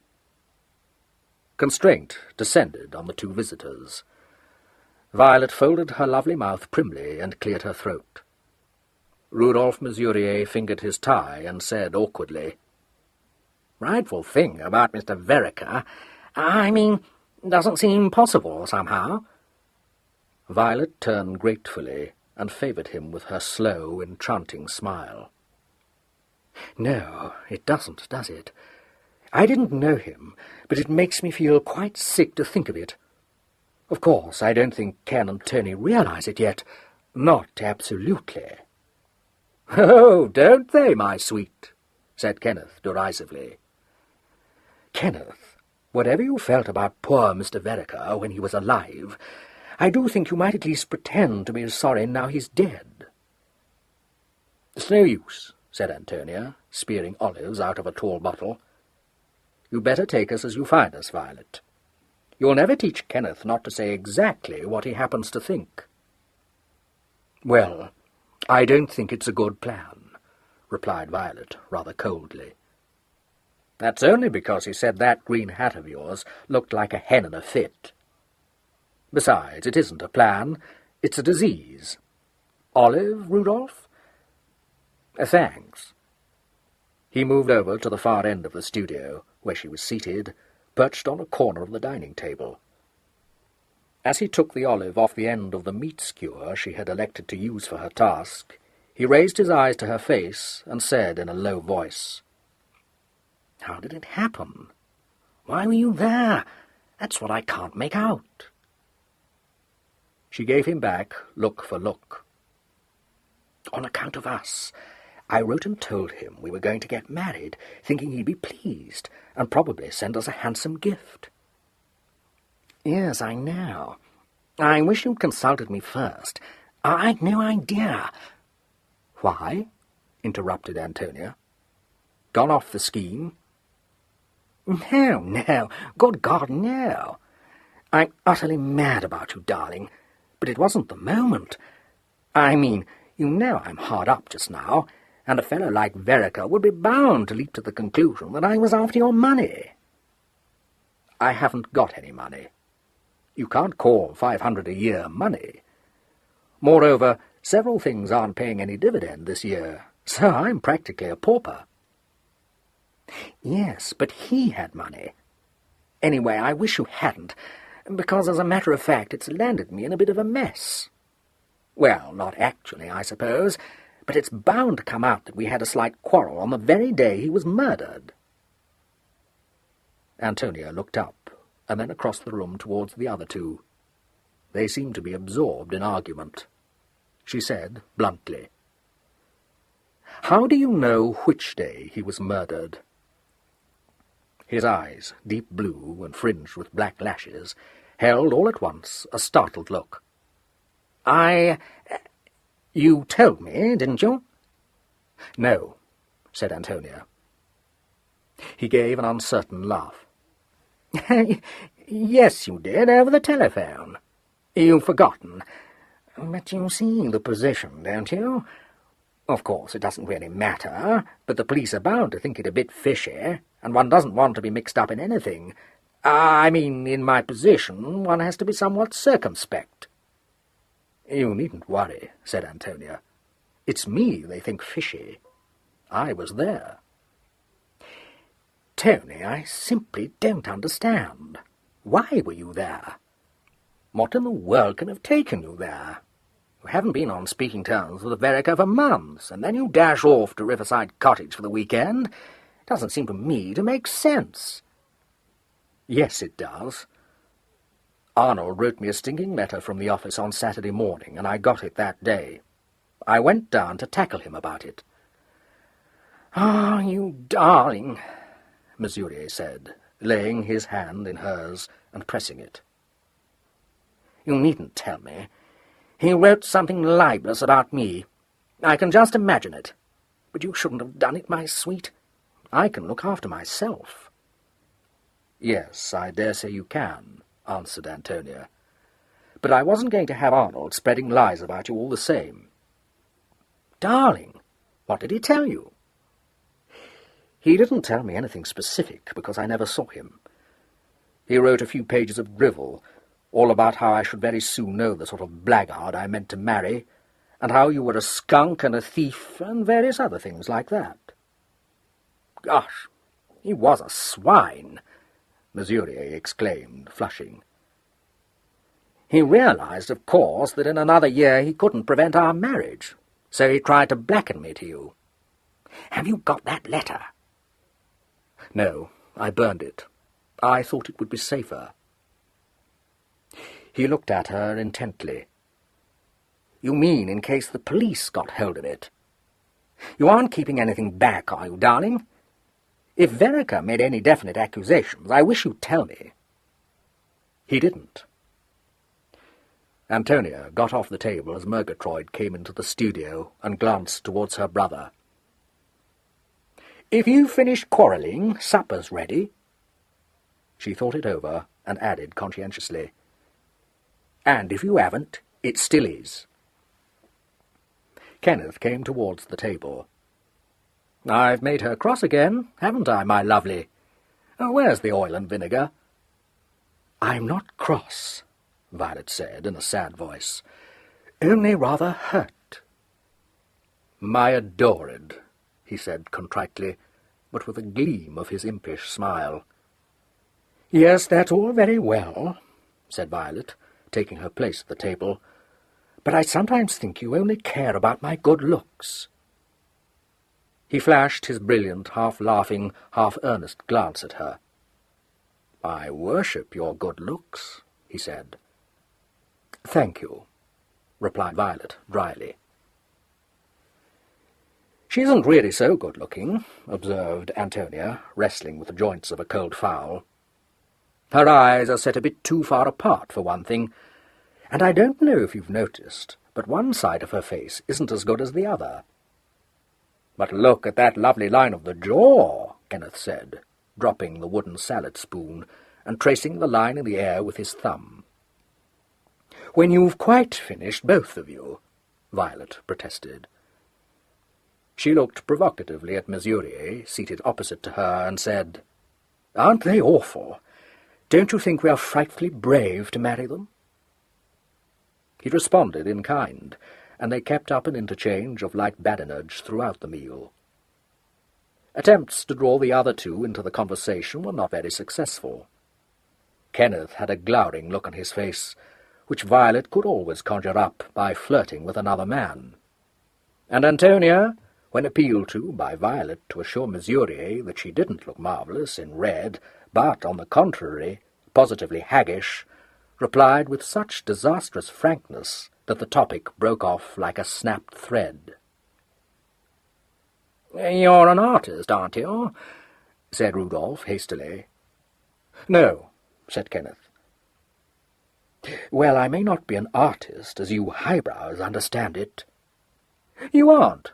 You can't draw." "Thank you, dear, but I do make a living out of it," said Violet sweetly. "As a matter of fact, I do poster designs and commercial work, Mr. Mesurier. I found I had a sort of knack." Kenneth sank his head in his hands and groaned. "A sort of knack," repeated Violet. "And I suppose my stuff caught on. I've always had a sense of colour and line and—" "Oh, darling, do shut up," begged Kenneth. "You've got about as much sense of colour and line as Tony's bull-terriers." Violet stiffened. "I don't know if you're trying to annoy me, but—" "My angel, I wouldn't annoy you for the world. But only if you just be, and not talk," begged Kenneth. "I see. I'm to sit mum while you air your views." "She can't possibly not talk at all, Kenneth," said Antonia reasonably. "What he means if, don't talk art." "Thank you. I'm quite aware that nobody but Kenneth knows anything about art." "Well, if you're aware of it, why the hell do you—" "Champagne," said Rudolph, leaping into the breach. Miss Williams, you will, won't you? Tony?" "Why is there never any ice in this place?" demanded Kenneth, suddenly diverted. "Because we bought the oak coffer with the money we meant to spend on a refrigerator," replied Antonia. This change of subject, coupled with the champagne, saved the party from breaking up there and then.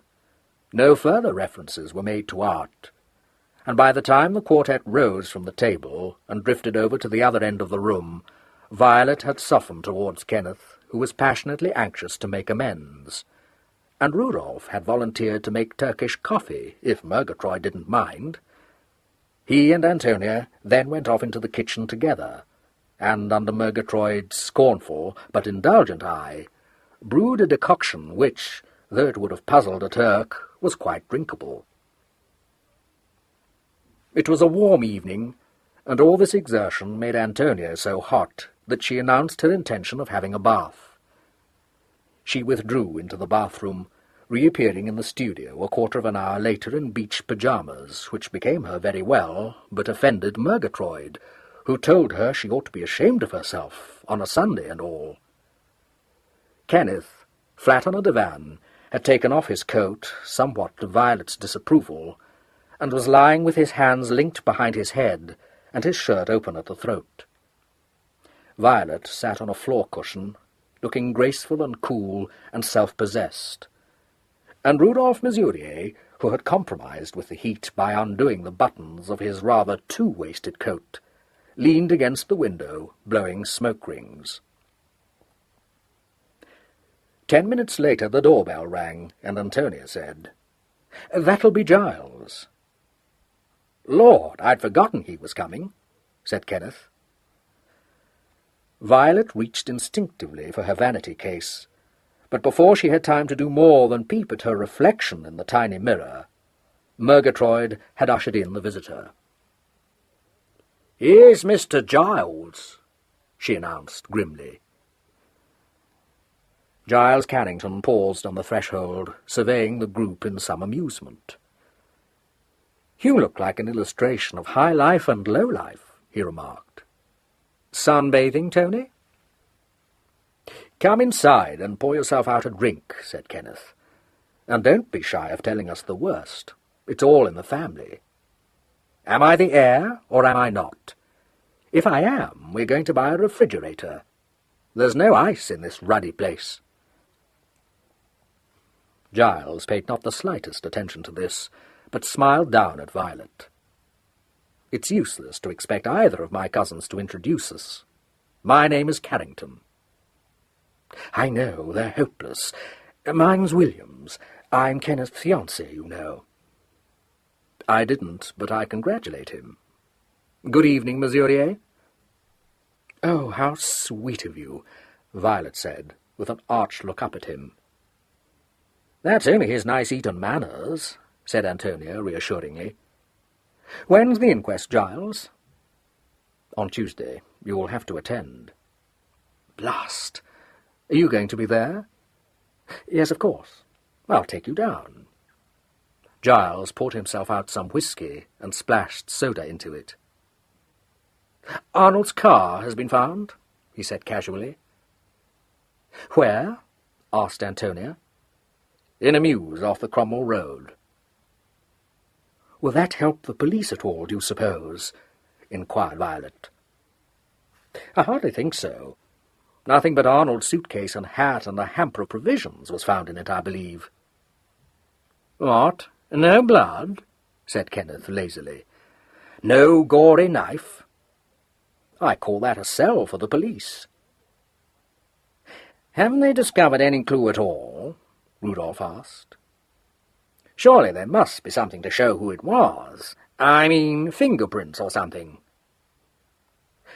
"I'm afraid I can't tell you that," replied Giles in his cool, pleasant way. "The police haven't taken me quite so far into their confidence." "Did you see anything more of that lamb-like superintendent?" said Antonia, clasping her hands round her knees.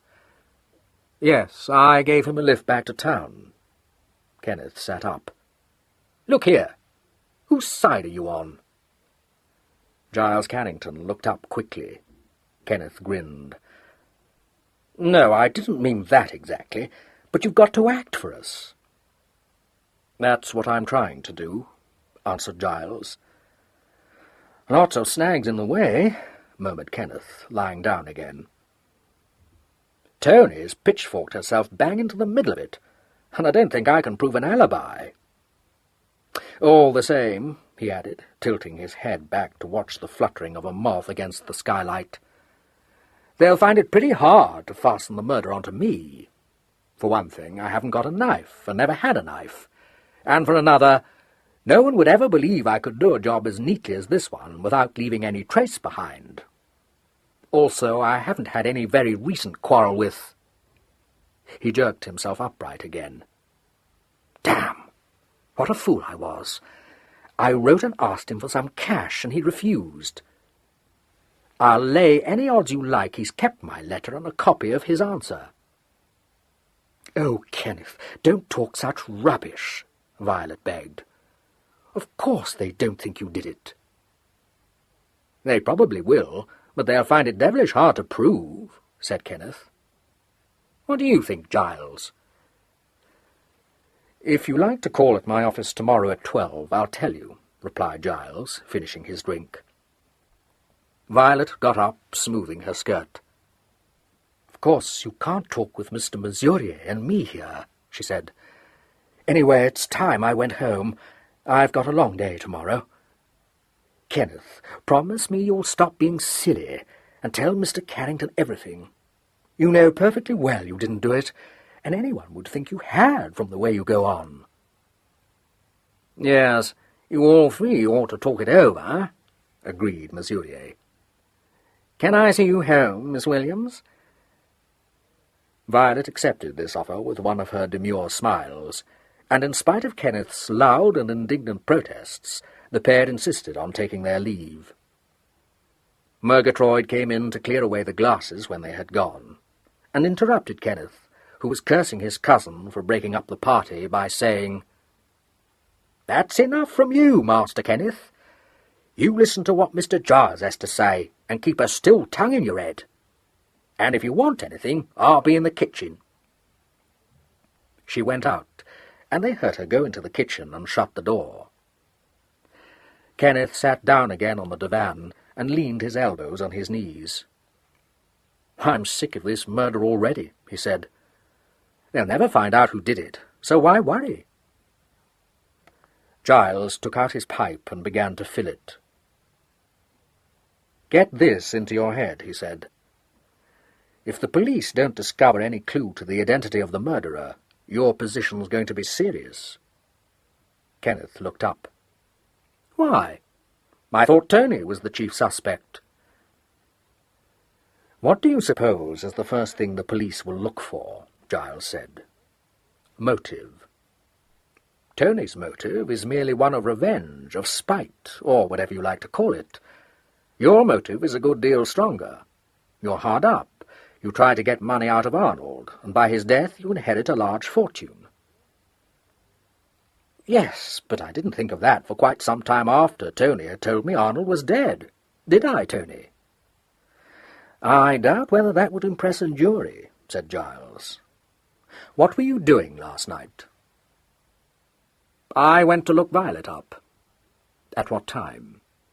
"Not sure. 8:30.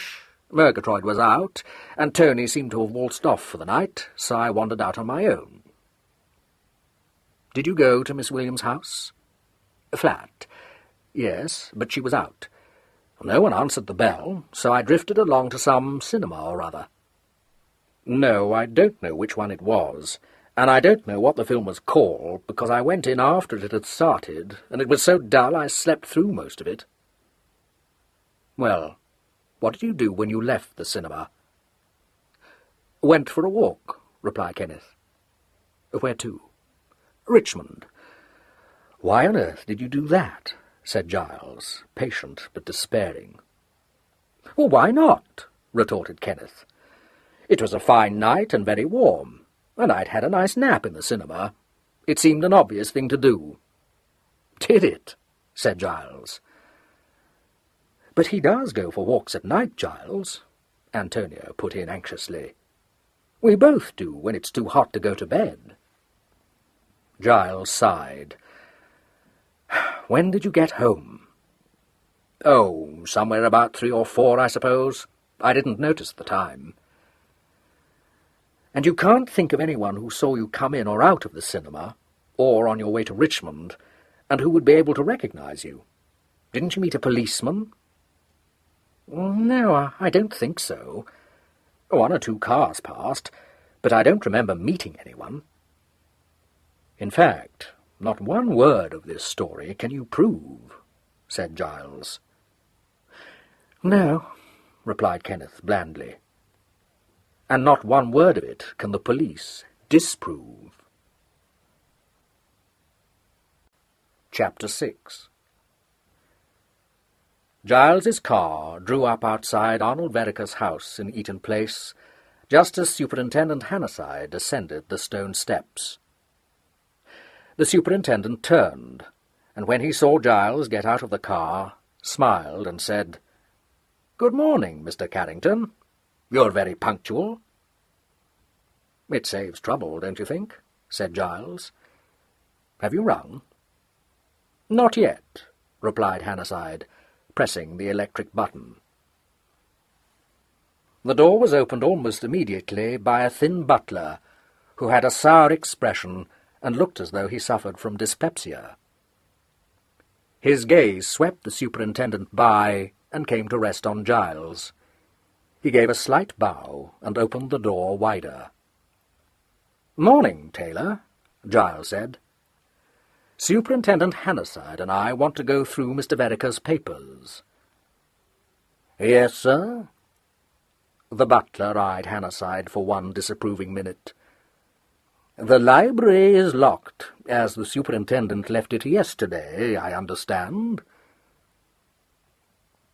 It was plain that the butler had no opinion of policemen who walked into well-ordered houses and locked rooms up as they pleased. "A bad business about Mr. Vereker," Giles said, handing him his hat and his gloves. "Extremely distasteful, sir."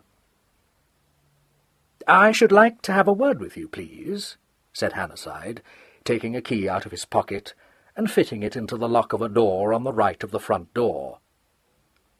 "Certainly, sir," said Taylor frigidly. "I regret having been out when you called yesterday, but Sunday is my day." "Yes, I understand. Come in here, will you? Mr. Carrington, will you take these?" He held out a collection of keys on a ring, which Giles took, while the butler walked over to the window and drew back the curtains. The library had the same air of conscious opulence that pervaded every room in Arnold Vereker's house.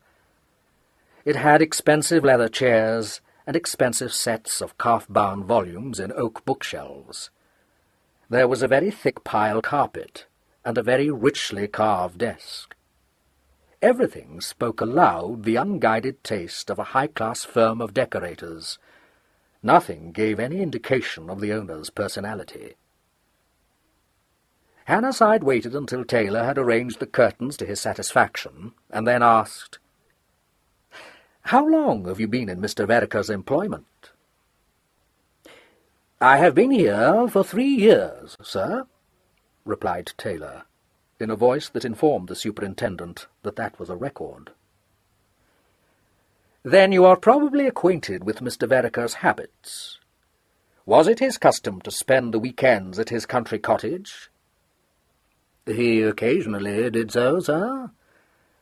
"And when he did, was it usual for him to drive himself down, or did he take his chauffeur?" "Sometimes the one, and sometimes the other, sir." "Upon Saturday, when he left town, was the chauffeur with him?" "I believe not, sir. There had been a little unpleasantness." "What do you mean by that?" "Between Mr. Vereker and Jackson, the chauffeur, sir. Mr. Vereker gave Jackson his notice on Saturday morning. Jackson having brought the car round 5 minutes late again. There was a highly unpleasant scene upon the front steps. I regret to say that Jackson so far forgot himself as to answer Mr. Vereker back. It was quite a brawl, not what one would expect in a gentleman's house at all. Jackson talked extremely wildly, Mr. Vereker hardly less so, both being hot-tempered, if I may say so. And when Mr. Vereker left the house on Saturday evening, Jackson was not driving the car? No, sir, it was merely brought round to the door, Mr. Vereker having stated that he did not wish to see Jackson's face again. I see. At what hour did Mr. Vereker leave this house? He left at 10 minutes to 8, sir. You seem sure of that. What fixed the time in your memory? Mr. Vereker himself, sir. He remarked upon it. I understood him to have a dinner engagement. He was not pleased at being detained. What detained him? The butler drew in his breath, for this was the moment for which he had been waiting. A visitor, sir. Who was this visitor? I could not say, sir. He was not a person I had ever seen before. In fact, I should not describe him as the type of gentleman I have been in the habit of admitting to the house. Very down at heel he was, and most determined to see Mr. Vereker. Upon my informing him that Mr. Vereker was not at home, he set his foot in the door, and replied that he should not leave until he had seen him. Do you mean that his attitude was threatening? The butler considered. Hardly that, sir. Oh, no, not threatening. Very affable he was, in a silly kind of way, stood there smiling. I formed the impression that he was under the influence of drink. I was about to summon Matthew, the footman, sir, to assist in putting him outside, when Mr. Vereker came down the stairs, ready to go out. In evening dress? Precisely, sir. Mr. Vereker called out to know what was the matter. The stranger kept on smiling, in what I could only think a very peculiar way under the circumstances, and after a moment he said, amiable as you please, "You'd better be at home to me, old fellow." Those were his exact words, and the effect of them upon Mr. Vereker was remarkable. Mr. Vereker was a gentleman with a high complexion, but he turned quite pale, and stood there with his hand on the banister, staring. Did he seem to be afraid? I should not like to say that, sir. He looked to me to be very angry and amazed. Do you remember what he said? He did not speak at all, sir, until the stranger said that it would save a lot of unpleasantness if he had a few words with him alone. Then he gave a kind of choke, and told me to let the man in. I did so, of course, and Mr. Vereker led the way into this room and shut the door. How long were they both here? Until Mr. Vereker left the house, sir, which he did in company with his visitor. It might have been 20 minutes or half an hour. Have you any idea what took place between them? Was there any quarrel? I should not call it a quarrel, sir. I never heard the stranger's voice raised once, though I could not help but hear Mr. Vereker shouting occasionally. It is my belief that it was the money the man wanted, for Mr. Vereker said, "Not 1 penny do you get out of me," several times. Did you hear him say anything else? Not a great deal, sir. The term scoundrel was frequently made use of, and Mr. Vereker said once, very loudly, "So you think you can frighten me, do you?" But what the other man replied I don't know, him speaking all the time in a soft voice.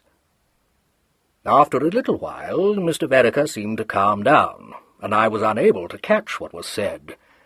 But at 10 minutes to 8 They both came out of the library, and, by the way Mr. Vereker damned me for being in the hall to open the door for him, I judged that something had happened to put him in a bad temper. The other man was as amiable as ever, and seemed to be laughing up his sleeve, to my way of thinking. He said Mr. Vereker could give him a lift, and Mr. Vereker threw him a look which quite startled me, accustomed as I was to his moods. I could see he hated the man, and it is my belief that he had a deal of trouble forcing himself to agree to take him in the car with him. But whatever the reason, he actually did so, the stranger making himself very much at home, and Mr. Vereker with his mouth shut like a trap. That, sir, is the last I ever saw of Mr. Vereker." The superintendent had listened to this story with an unmoved countenance. "Would you know the man if you were to see him again?" "I think so, sir. I should, I believe, recognize both his smile and his voice. His person was not, however, in any way remarkable."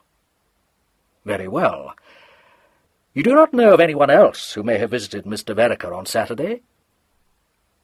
"Mr. Vereker was at his office until lunchtime, sir, and no one called at this house during the afternoon. He went out at 4 o'clock, and did not return until shortly before 7. Miss Vereker rang up at about 6, but my orders being to inform anyone who wanted him that he'd gone out of town, I did so." "Do you know why Mr. Vereker gave that order?" "It was not unusual, sir. He had been out of temper all day, and when that occurred, he never wanted to see or speak to anyone, least of all a member of his family." "I see. One other question. Do you know what Mr. Vereker's plans were for Saturday evening?" "Oh, no, sir. Mr. Vereker was never communicative. I inferred from his attire that he was dining in town before motoring into the country, but where or in what company, I fear I have no idea." "Thank you. I won't keep you any longer, then." The butler bowed and looked towards Giles. "I beg your pardon, sir, but in the face of this unexpected occurrence, there is a feeling amongst the staff that everything is very unsettled. I do not know whether the staff is to be kept on." "That will be for the heir to decide," answered Giles pleasantly. "Meanwhile, just carry on as you are." "If you say so, sir," said Taylor, and withdrew. Hannaside waited until he had gone before saying, "What did you make of that, Mr. Carrington?" "Not very much," shrugged Giles. "I dare say it might be a good thing if you could run the seedy stranger to earth, but it sounds to me as though it were a somewhat inexpert blackmailer at work. Would you like the safe open first?" "Yes, please. And a certain amount of animus displayed against the chauffeur, or merely protective measures?" "Probably a bit of both," said Giles, opening a very obvious door in the panelling beside the fireplace and disclosing a steel safe. "Servants are always anxious to protect themselves against any possible accusation, even," he added bitterly, "when it's only one of watering the whisky. Here you are." The superintendent moved across the room to his side, and together they went through the contents of the safe. There was nothing in it relevant to the case, only share certificates, a bank book, and some private papers. Giles put them back when the superintendent had finished with them and shut the safe again. "We'll try the desk," he said, going over to it and sitting down in the swivel chair. "Did you bring the will?" asked Hannaside. Giles drew it from his inner pocket and handed it over. The superintendent sat down on the other side of the desk and spread open the cracking sheets, while Giles sought amongst the keys on the ring for one which fitted the drawers of the desk. The superintendent read the will, and at the end laid it carefully down and said in his measured voice, "I see that the residuary legatees are Kenneth and Antonia Vereker, who share equally all that is left of Arnold Vereker's fortune when the minor legacies have been paid. Yes, agreed Giles, glancing through a paper he had taken from one of the drawers. That is so. Both of them, then, benefit very considerably by Arnold Vereker's death. I can't tell you offhand how much Arnold's private fortune amounted to. Somewhere in the neighbourhood of £60,000. The superintendent looked at him. What about his holding in the mine? That, said Giles, laying a sheaf of papers on one of the heaps he had made on the desk, in default of male issue by Arnold, goes to Kenneth under the terms of his father's will. I thought you'd want to see that, so I brought a copy. Thanks, said Hannasyde, stretching out a hand for it. I'm really grateful. You're saving me a lot of time, Mr. Carrington. Don't mention it, said Giles. The superintendent read Geoffrey Vereker's will, knitting his brows over it. This is a most extraordinary document, he remarked. All that seems to be left to his other children is his private fortune, and even that is divided between the four of them. What's the meaning of it, Mr. Carrington? It isn't quite as extraordinary as it appears, replied Giles. The Shan Hills mine was an obsession with my uncle. In his day, it wasn't the huge concern it is now. My uncle believed in it, and made a private company to work it. It was to be developed, and it was on no account to pass out of the family. So he left his holding to Arnold, with a reversion to Arnold's eldest son, if any, and, failing a son, to Roger and his heirs, or, in the event of Roger's death without legitimate male issue, to Kenneth. The private fortune amounted to £33,000, and was, at that time, the more substantial bequest. It was divided equally between the four children. But a few years after my uncle's death, his belief in the potentialities of Shan Hills was justified by the discovery, on one of the leases, of a very rich deposit. A limestone replacement deposit, if you're interested in technicalities. Arnold floated the mine as a public company, and you know pretty well how it stands today. Arnold's holding probably represents about $250,000. A very nice little packet to inherit, commented Hannasyde dryly. Very nice, agreed Giles. There was a short pause. We'd better go through the desk, said Hannasyde. Have you found anything that might have a bearing on the case? Nothing at all, said Giles. He handed the diary across. I hoped this might reveal his Saturday night engagement, but he's merely crossed off Saturday and Sunday. I haven't come across his cheque-book yet, by the way. Was it on him? Yes, I've got it, Hannasyde said, producing it. I see he drew a cheque for £100 to self on Friday. At first glance, rather a large sum to carry about with him, but he seems to have been in the habit of doing it. He was. He got rather a kick out of a fat wad in his pocket, I think. Lots do. What surprised me a little, though, was to find that he had only £30 and some loose change on him when his body was discovered. £70 seems to be a lot to have spent in a couple of days, unless he paid some bills, of course. Giles glanced through a pile of receipts. Nothing here for that date. Might have bought a trinket for his latest fancy. Or the butler's mysterious stranger might have relieved him of it, said Hannasyde thoughtfully. I should like to meet this smiling stranger. He picked up a small letter file and began methodically to go through its contents. Most of the letters he merely glanced at and put aside, but one held his attention for some moments. I suppose you've seen this. Giles looked up. What is it? Oh, that. Yes, I've seen it. There's some more of that correspondence. Oh, you've got it. The superintendent was holding a badly worded request for £500, written in Kenneth's nervous fist. The letter stated, with exquisite simplicity, that Kenneth was broke, engaged to be married, and must have funds to pay off a few debts. Appended to it was a typewritten sheet, headed Copy, stating with equal simplicity that Arnold had no intention of giving or lending a feckless idiot 500 pence, let alone pounds. Further search in the file brought to light a second letter from Kenneth, scrawled on a half sheet of notepaper. It was laconic in the extreme, and expressed an ardent desire on the writer's part to wring his brother's bloody neck. "Very spirited," said the superintendent non-committally. "I should like to keep these letters, please." "Do, by all means," said Giles, "particularly the last one." "Kenneth Venaker is, I take it, a client of yours?" "He is." "Well, Mr. Carrington, we won't hedge.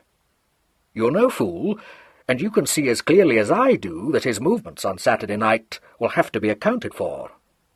But I'm no fool either, and we shall get along a good deal better if I tell you here and now that these letters don't make me want to go after a warrant for this young man's arrest at once.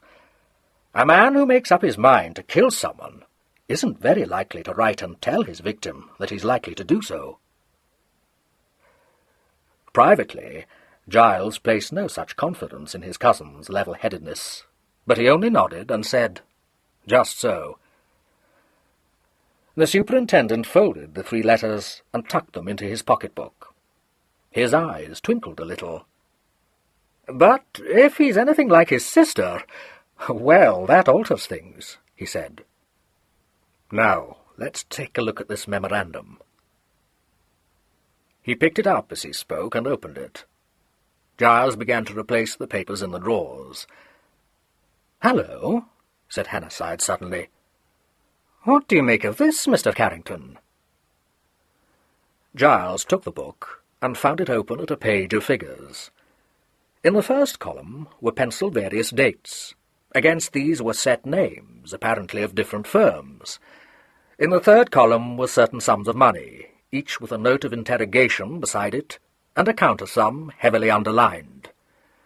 At the bottom, each line of figures had been totalled, and the difference, which amounted to £350, not only underlined, but wholly encircled by a thick black pencil mark. "John Dawlish Limited," said Giles slowly, reading one of the names aloud. "Aren't those the people who make drills? These look to me like company accounts."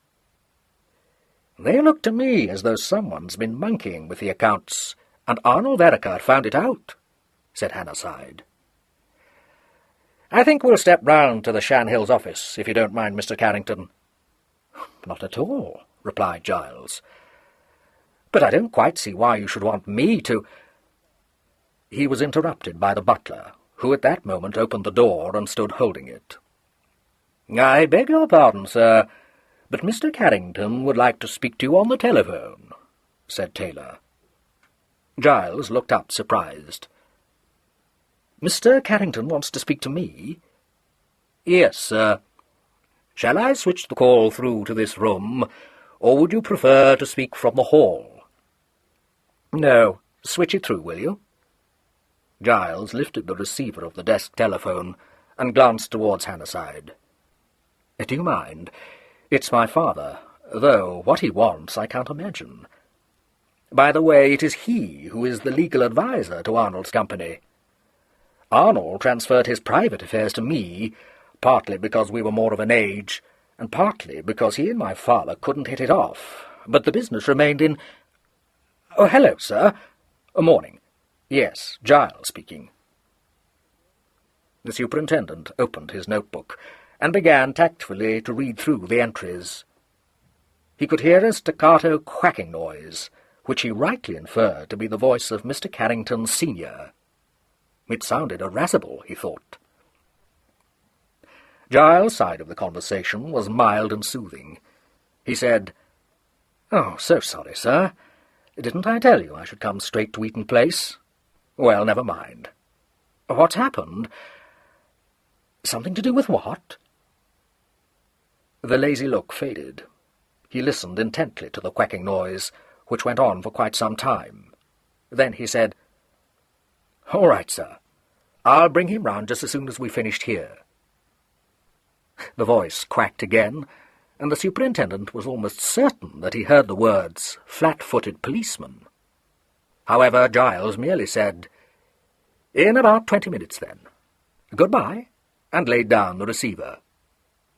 He raised his eyes to the superintendent's face and said, "My father wants to see you, Superintendent.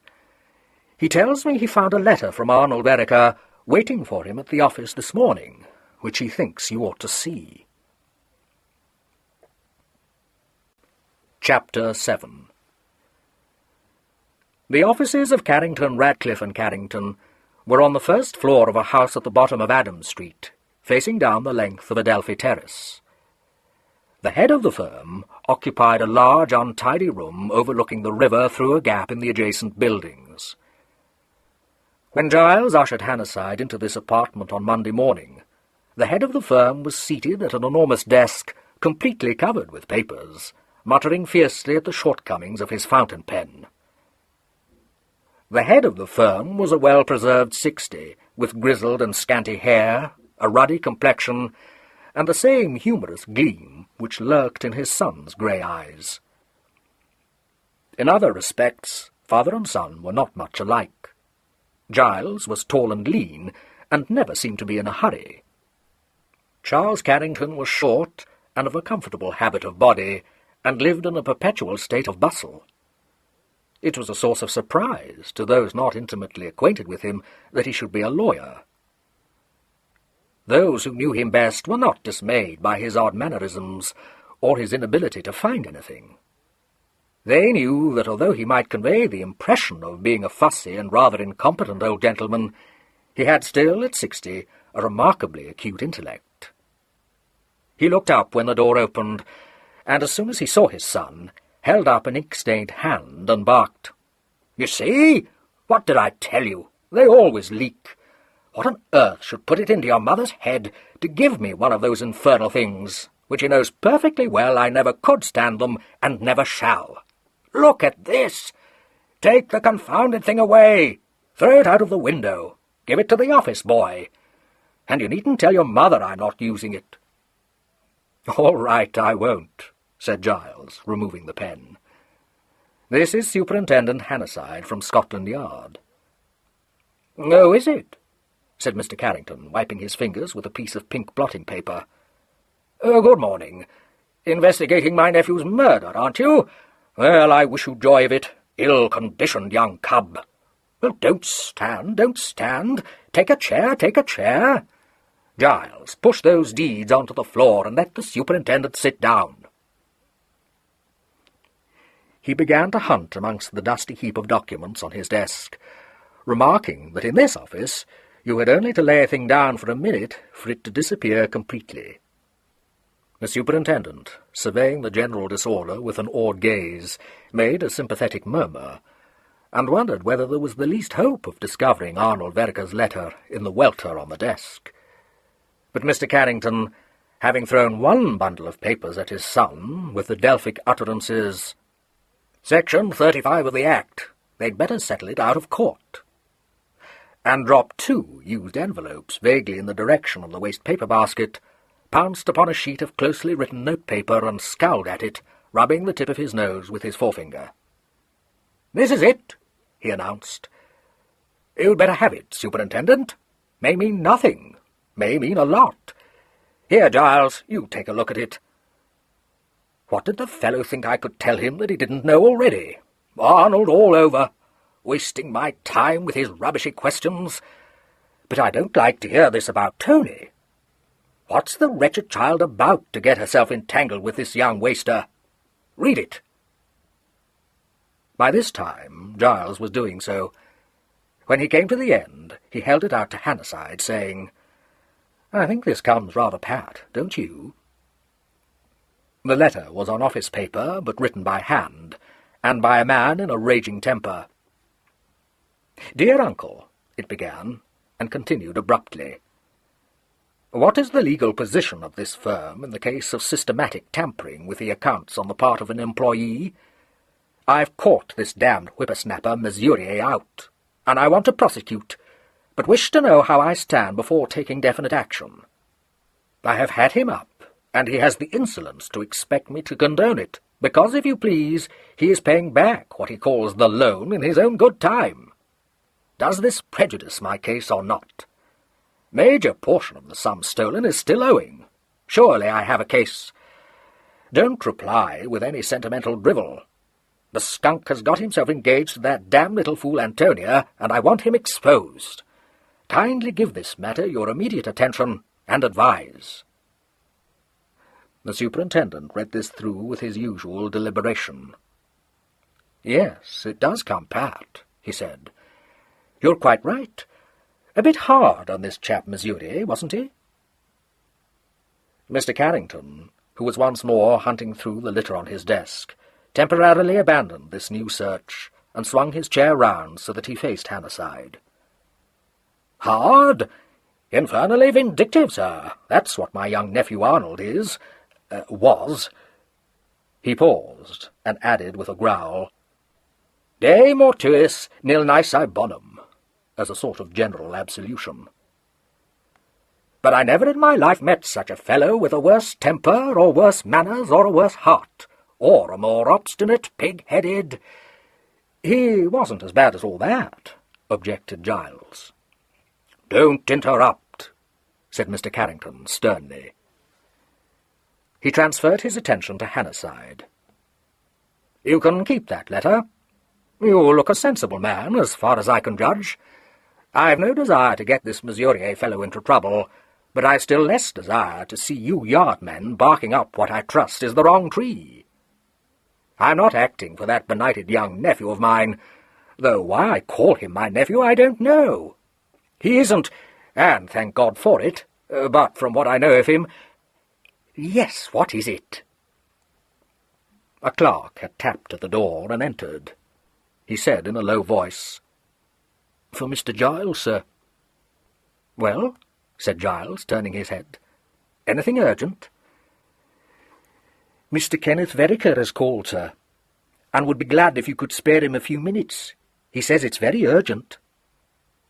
"Tell him I'm engaged at the moment, but if he cares to wait, I'll see him later." Hannah-side craned forward. "I wonder if you would mind if I saw Mr. Kenneth Vereker?" he asked. Giles and his father's eyes met for an instant. Charles Carrington said briefly, "Tell Mr. Vereker that Superintendent Hannah-side is here and would like to see him." "Yes, sir." The clerk went out. 2 minutes later Kenneth walked in, dressed in a disreputable grey flannel trousers, a shirt with a soft collar and a flowing tie, and an old tweed coat. A plume of dark hair fell over one eyebrow, and the eyes themselves were bright and inquisitive and alert. "Hello, Uncle. Hello, Giles," he said airily. "Where's the lamb-like policeman?" "Good Lord, I don't see anything lamb-like about you. Another of Tony's lies. I've come to the conclusion I'd better reserve my defence, by the way. Saw it in the News of the World yesterday, and it seemed to me to be a good idea." "I wish," said Mr. Carrington testily, "that you would refrain from walking into my office looking like a third-rate artist from Chelsea." "Why?" asked Kenneth, interested. "Because I don't like it," replied Mr. Carrington, floored. "And nor do I like that effeminate tie." "If it comes to that, I don't like yours," said Kenneth. "I think it's a ghastly tie, but I shouldn't have said so if you hadn't started on mine, because I believe in the rights of the individual. But as a matter of fact, it's about my clothes that I'm here, more or less." He turned to Hannah-side and said affably, "You don't mind if I get my business done first, do you?" "Not at all," answered Hannah-side, on whom, for all his apparently disinterested attitude, not one gesture or inflection of the voice had been lost. "If you would like to speak to Mr. Carrington alone, I can wait outside." "Oh, Lord, no, it isn't private," Kenneth assured him. "It's only about Arnold's money. I am the heir, aren't I, Charles? Damn it, I must be. He can't have upset Father's will. Well, can I have some of it advanced to me? I must have some new shirts, for one thing, and I can't get them on tick since Arnold said he wouldn't be responsible for my debts, blast him. Also, Maxtons have sent me a stinker to say if I don't settle their account, they'll have to take steps. And if taking steps means jug, I can't possibly be jugged for at least another fortnight, because I'm working on a picture. So you don't mind coughing up some of the needful? It was quite impossible to stem this tide of disastrous eloquence. After one quick warning frown, Giles abandoned the attempt and heard his client out in silence. Mr. Charles Carrington, his elbows on the arms of his chair and his fingertips lightly touching, sat watching the superintendent, quite unperturbed. When his nephew paused for breath, he turned his head and said with something of his son's mildness, "How much do you want, Kenneth?" "I want £500, replied Kenneth promptly. 300 is absolutely urgent, and if it won't run to 5, I could make 3 do. But I want 100 to buy a ring with, and another 100 for splurging about. I can buy a ring for 100, can't I, Giles?" "Several, I should think," replied Giles. "Must be diamonds," explained Kenneth. "Large, flashy ones. You know, the kind of thing that makes you want to vomit. It's for Violet. I haven't given her one yet, and that's the deluded wench's taste. I wouldn't put it above her to hang her after a ruby tiara once I touched Arnold's millions, bless her vulgar little heart." Giles intervened. "We'll talk it over later. I'll lend you some money to tide you over. Is that all you came about?" "That's enough, isn't it?" said Kenneth. "Murgatroyd's got it into her head that bailiffs will storm the place at any moment. I can't see what on earth it matters, as long as they don't get in our way, but she won't listen to reason, and, as a matter of fact, I dare say they would be a bit of a nuisance, because we've only got one sitting-room, you know." "All right, I'll come along this evening and arrange something," promised Giles. "Meanwhile, Superintendent Hannarside wants to ask you some questions." "I just want to know what your movements were on Saturday evening," said Hannarside pleasantly. "I know you do, but according to Giles you won't believe a word of my story," replied Kenneth. "My point is that you can't disprove it. If you've got any sense, you won't try. You'll simply arrest my sister and be done with it. I call her behaviour fishy in the extreme. Moreover, any girl who gets engaged to a human wen like Mesurier deserves to be hanged. What did you make of him, Giles?" "I hardly know him. Try to stick to the point." "Well, I think he's a blister," said Kenneth frankly. Hannarside said patiently, "May I hear this story, which I can't disprove?" "Sorry, I'd forgotten you for the moment," said Kenneth, and seating himself on a corner of the desk which happened to be free from litter, related with unexpected conciseness the history of his movements on Saturday. "And that's that," he concluded, delving in his pocket for an evil-looking meerschaum. "My fiancée says it's such a rotten story you're bound to believe it. She ought to know. She reads about 7 detective thrillers a week, so she's pretty well up in crime." Hannarside looked at him rather searchingly. "You don't remember the picture theatre you visited, or even what street it's in, or what the film was about, Mr. Vereker?" "No," said Kenneth, unrolling an oilskin tobacco pouch, and beginning, under his uncle's fermenting stare, to fill the meerschaum. "That argues a singularly bad memory, doesn't it?" "Vile," agreed Kenneth. "But anyone'll tell you I've no memory." "I'm surprised that, with such a bad memory, you're able to tell me so exactly what you did that evening," said Hannarside gently. "Oh, I learnt that off by heart," replied Kenneth, putting his pipe in his mouth and restoring the pouch to his pocket. Superintendent Hannarside was not a man to show surprise readily, but this ingenuous explanation bereft him momentarily of speech. Giles' slow voice filled the gap. "Don't try to be funny, I implore you. What do you mean?" Charles Carrington, whose attention had been successfully switched from the meerschaum, watched Kenneth with an air of impersonal interest. "Yes, what do you mean?" he inquired. "Just what I said," responded Kenneth, striking a match. Between puffs, he continued. "After Giles had gone, last night, it dawned on me that I'd better make sure I didn't forget what I did on Saturday. So I wrote it all down and learnt it by heart in case I lost the book of the words." The superintendent, recovering, put rather a stern question. "Do you remember anything at all of what you did, Mr. Vereker, or are you merely favouring me with a recitation?" "Of course I remember," said Kenneth impatiently. "You can't go on repeating a saga without remembering it. If you mean, did I make it up? Certainly not. I should have thought out a much better story than that, something really classy. As a matter of fact, my sister and I concocted a beauty, but we decided against using it because of the mental strain. If you make a thing up, you keep forgetting some of the ramifications, and then you're in the soup." "I'm glad you realize that," said Hanasai dryly. "Will your memory go back as far as the 3rd of June?" "What's today?" asked Kenneth, willing to oblige, but cautious. "Today, Mr. Vereker, is the 19th of June." "Then I shouldn't think it would. It all depends. Not if you're going to ask me what I had for breakfast that day, or whether I went out for a walk, or—" "I'm going to ask you whether you remember writing a letter to your half-brother, requesting him to give or to lend you £500.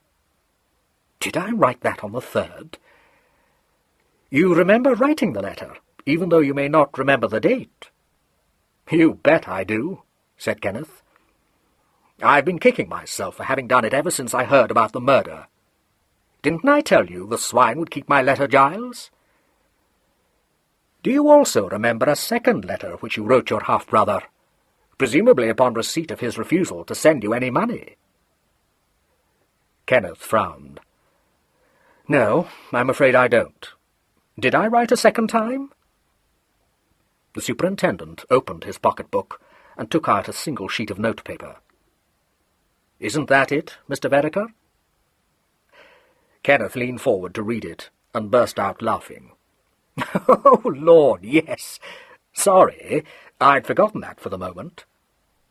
You were angry enough to write a letter telling your half-brother that it would give you great pleasure to wring his neck—" "Bloody neck," corrected Kenneth. "Yes, his bloody neck is the term you used. You felt that strongly enough to write it, and then forgot all about it?" "No, I'd forgotten I'd written it," said Kenneth. "I didn't forget that I wanted to wring his neck. My memory's not as bad as that." "I see. Am I to understand that this violent desire persisted?" Giles made a slight movement as a protest, but Kenneth spoke before he could be stopped. "More or less, whenever I happened to think about him. But it was only a beautiful dream. I couldn't have pulled it off. Arnold was too beefy for me to tackle single-handed." There was an infinitesimal pause. Then the superintendent said, "I see. I think you said you're engaged to be married?" Kenneth nodded. "Have you been engaged long, Mr. Vereker?" 3 months, more or less." "When do you mean to be married, may I ask?" "I think you mayn't, Superintendent," said Giles, shifting his shoulders against the mantelpiece. "You must advise your client as you see fit, Mr. Carrington, but it is a question that will be asked," Hanasai said. "Let him ask anything he likes," said Kenneth. "I don't mind. I haven't got any feeling against the police. I don't know when I'm going to be married. My betrothed has religious scruples." "Has what?" asked Hanasai, startled. Kenneth waved his pipe vaguely in the air. "Religious scruples, respect due to the dead. All against the funeral baked meats coldly furnishing forth the marriage tables. Romeo and Juliet," he added. "Hamlet," said the superintendent coldly. "Shakespeare, anyway." Do you mean that your fiancée wishes to postpone the wedding until you are out of mourning? She can't. She knows perfectly well I'm not going into mourning. Mr. Vereker, had you arranged a date for your wedding before Saturday or not? Not. I'm going to ask you a very straightforward question, which your solicitor won't like, said Hannasyde with a faint smile. Was the wedding day unsettled because of money troubles? You needn't bother about my solicitor, said Kenneth amiably. When a thing stands out a mile, you don't catch me queering my pitch by denying it. Money it was. The lady's not in favour of a two-pair back. By the way, that's something I wanted to ask you, Giles. What is a two-pair back? I don't know, said Giles. Well, it doesn't really matter, said Kenneth, banishing the question. Now Arnold's dead, the point doesn't arise. No, agreed Giles, of intent. Whatever a two-pair back may be, it isn't anything like the Eaton Place house. Kenneth took his pipe out of his mouth. Let's get this straight, he requested. Nothing would make me live in that high-class mansion, or any other remotely resembling it. That's final, and you may tell Violet so with my loving compliments. All right. Where do you propose to live? Where I'm living now. If Violet wants ropes of pearls, and a brocade bed, and a Rolls-Royce, she can have 'em, but there it ends. I utterly refuse to alter my habits. He stood up and pushed the lock of hair back from his forehead. You can also tell her, he said, his eyes very bright all at once, that these hands, he flung them out, the fingers spread wide, are worth more than all Arnold's filthy money, and when he's been forgotten for centuries, people will still be talking about me. Charles Carrington blinked, and looked to see how Hannasyde received this sudden outburst. Hannasyde was watching Kenneth. He said nothing. Kenneth's brilliant, challenging gaze came to rest on his impassive face. That's what you don't yet grasp, he said. I might have killed Arnold because I loathed him, and his money-grubbing mind and his vulgar tastes, but not for his £250,000. Don't you want his £250,000? Asked Hannasyde conversationally. Don't ask me damn silly questions, snapped Kenneth. Of course I do. Who wouldn't? Hannasyde got up. Not one of my acquaintance, he answered. I've no more questions to ask you at the moment, damn silly or otherwise. Good, said Kenneth. Then I'll depart. Don't forget to come round tonight, Giles, and mind the wolf. According to Murgatroyd, it's at the door. Goodbye, Uncle. Give my love to Aunt Janet. I must be going too, said Hannasyde, as the door shut behind Kenneth. I may act as I think fit with regard to this letter, Mr. Carrington? Charles Carrington nodded. Use your discretion, Superintendent. I expect you've got a lot, eh? Hannasyde smiled. I hope so, he said. He turned to Giles. I shall see you tomorrow at the inquest, shan't I? Giles held out his hand. Yes, I shall be there. Hannasyde gripped the hand for a moment, a certain friendly warmth in his eyes. I'll let you know if anything interesting transpires. He went out, and Charles Carrington pushed back his chair from the desk. Well, well, well, he said. Sheer waste of my time, of course, but not unamusing. I've half a mind to ask Kenneth to look for another solicitor, said Giles ruefully. His father sat up and resumed his search amongst the papers on his desk. Nonsense, he said briskly. That boy is either an incorrigibly truthful young ass or a brilliantly clever actor. He's got your Superintendent Hannasyde guessing, Giles. What's more, he's got you guessing as well. You don't know whether he did it or not. No, I don't. I don't even know whether he's capable of doing it. He's a queer fish, curiously cold-blooded. He's capable of it, all right, but whether he did it or not, I can't make out. Where the devil are my spectacles? Chapter 8. The deputy manager of the Shan Hills Mining Company, Mr. Harold Fairfax, received Superintendent Hannasyde with anxious deference, and raised no objection at all to the superintendent's request that he might be allowed to question certain members of the staff. Mr. Fairfax was a square little man of middle age, and seemed to be in a perpetual state of being worried. He could throw no light on the mystery of Arnold Vereker's death. "You see," he said unhappily, "so many people disliked Mr. Vereker. He was a hard man. Oh, a very hard man. I believe he trusted me. I like to think he did. We never quarrelled. Sometimes he'd be very short with me, but I've known him for a great many years, and I think I understood him. It's a dreadful thing, his murder, an appalling thing, and all, perhaps, because someone couldn't make allowances for his temper." Miss Miller, Arnold Vereker's secretary, was more helpful. She was a business-like-looking woman of an age hard to determine. She fixed her cold, competent eyes on the superintendent, and answered his questions with a composure tinged with contempt. She told him the exact hour of Mr. Arnold Vereker's arrival at the office on Saturday morning. She recited a list of the engagements he had had, and described his callers.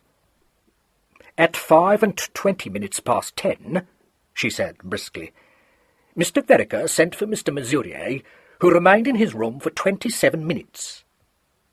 "You're very exact, Miss Miller," said the superintendent politely. She smiled with tolerant superiority. "Certainly. I pride myself on being efficient. Mr. Mesurier was sent for immediately after the departure of Sir Henry Watson, whose appointment, as I have informed you, was at 10 o'clock. Mr. Cedric Johnson, of Messrs. Johnson, Hayes and Heaverside, had an appointment with Mr. Vereker at 11, and arrived 7 minutes early. I informed Mr. Vereker at once, through the medium of the house telephone, and Mr. Mesurier then came out, and, I presume, returned to his own office."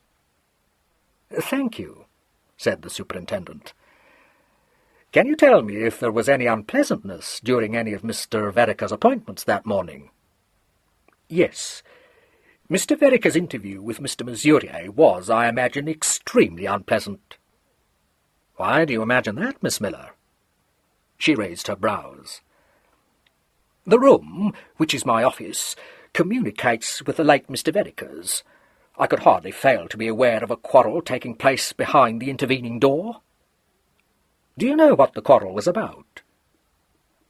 "If I did, I should immediately have volunteered the information, which must necessarily be of importance. But it is not my custom either to listen at keyholes or to waste my employer's time.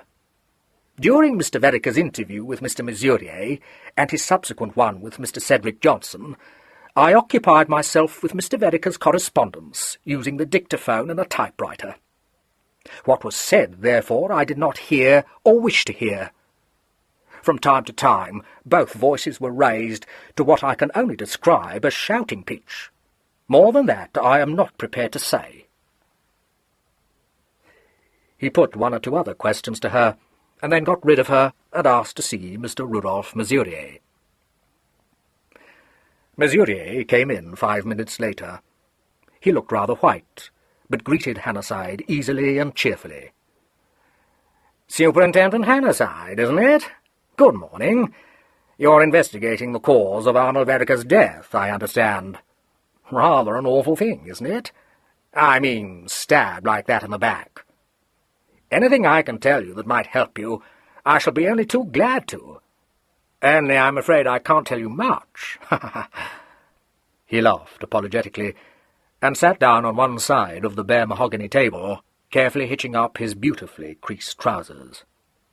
"Just what is it you want to know?" he asked. "Well, I want to know several things, Mr. Mesurier," answered the superintendent. "Can you remember where you were on Saturday evening between the hours of, let's say, 11 o'clock and 2 o'clock?" Mesurier wrinkled his brow. "Let me see now. Saturday. Oh, yes, of course. I was at home. Redcliffe Gardens, Earl's Court. I have digs there." "Are you sure that you were at home then, Mr. Mesurier?" "Oh, well, really." Mesurier laughed again, a little nervously. "I was certainly under that impression. I had a bit of a head that night, and I went to bed early."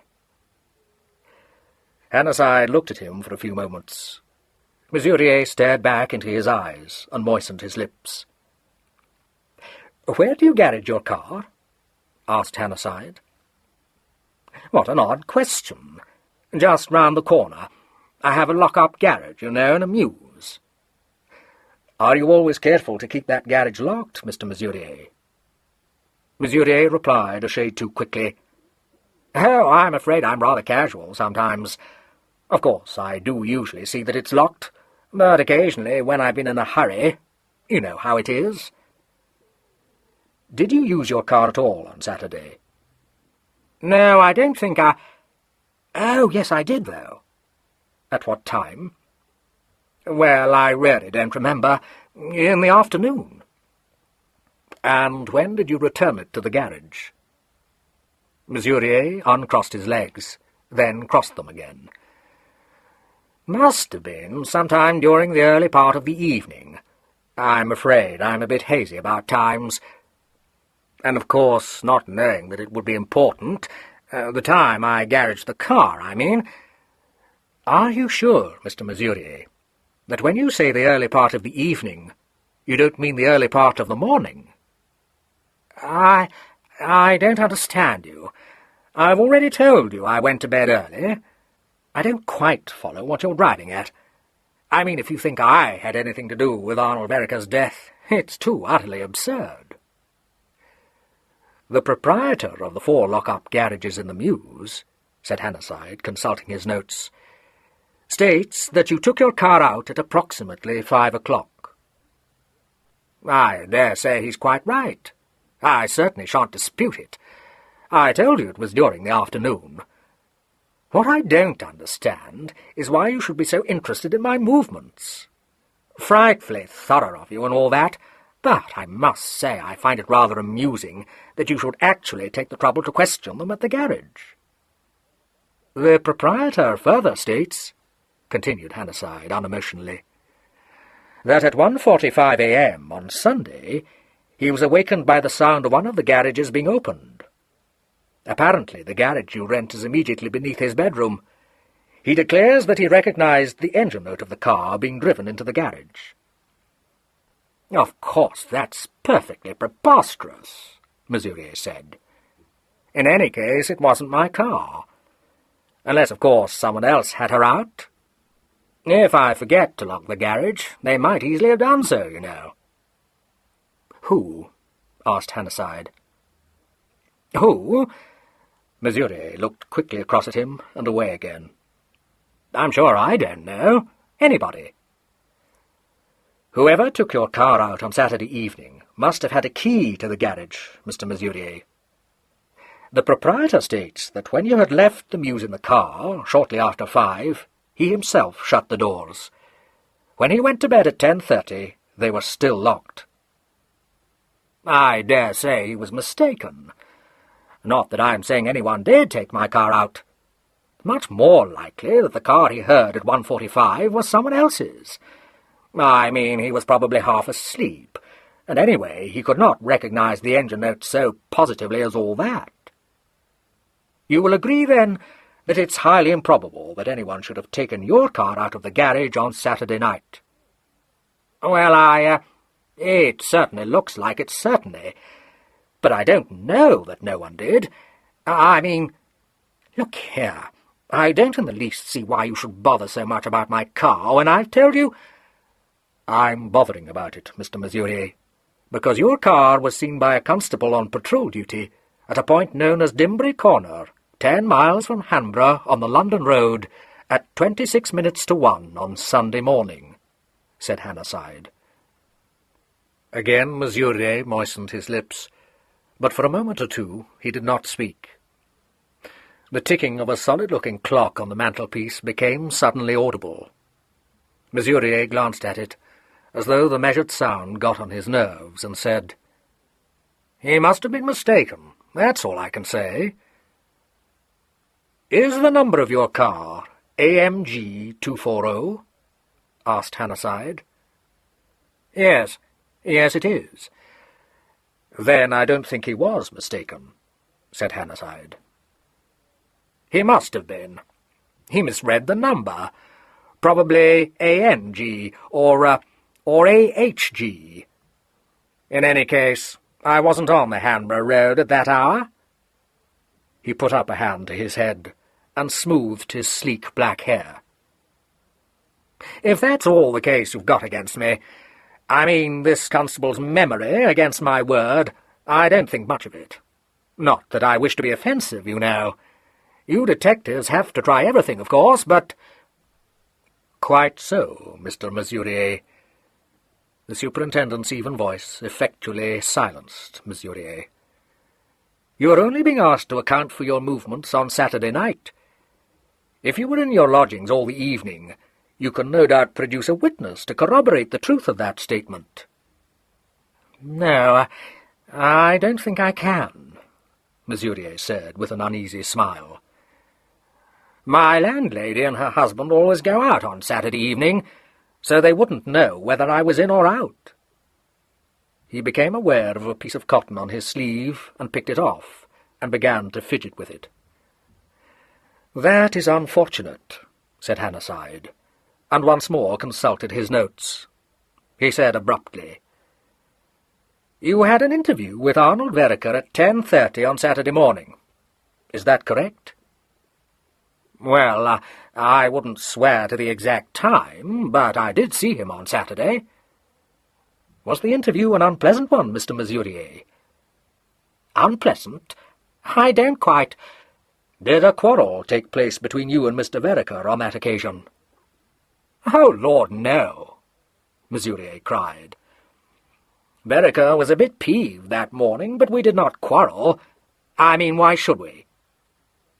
Hannasyde laid his notes down.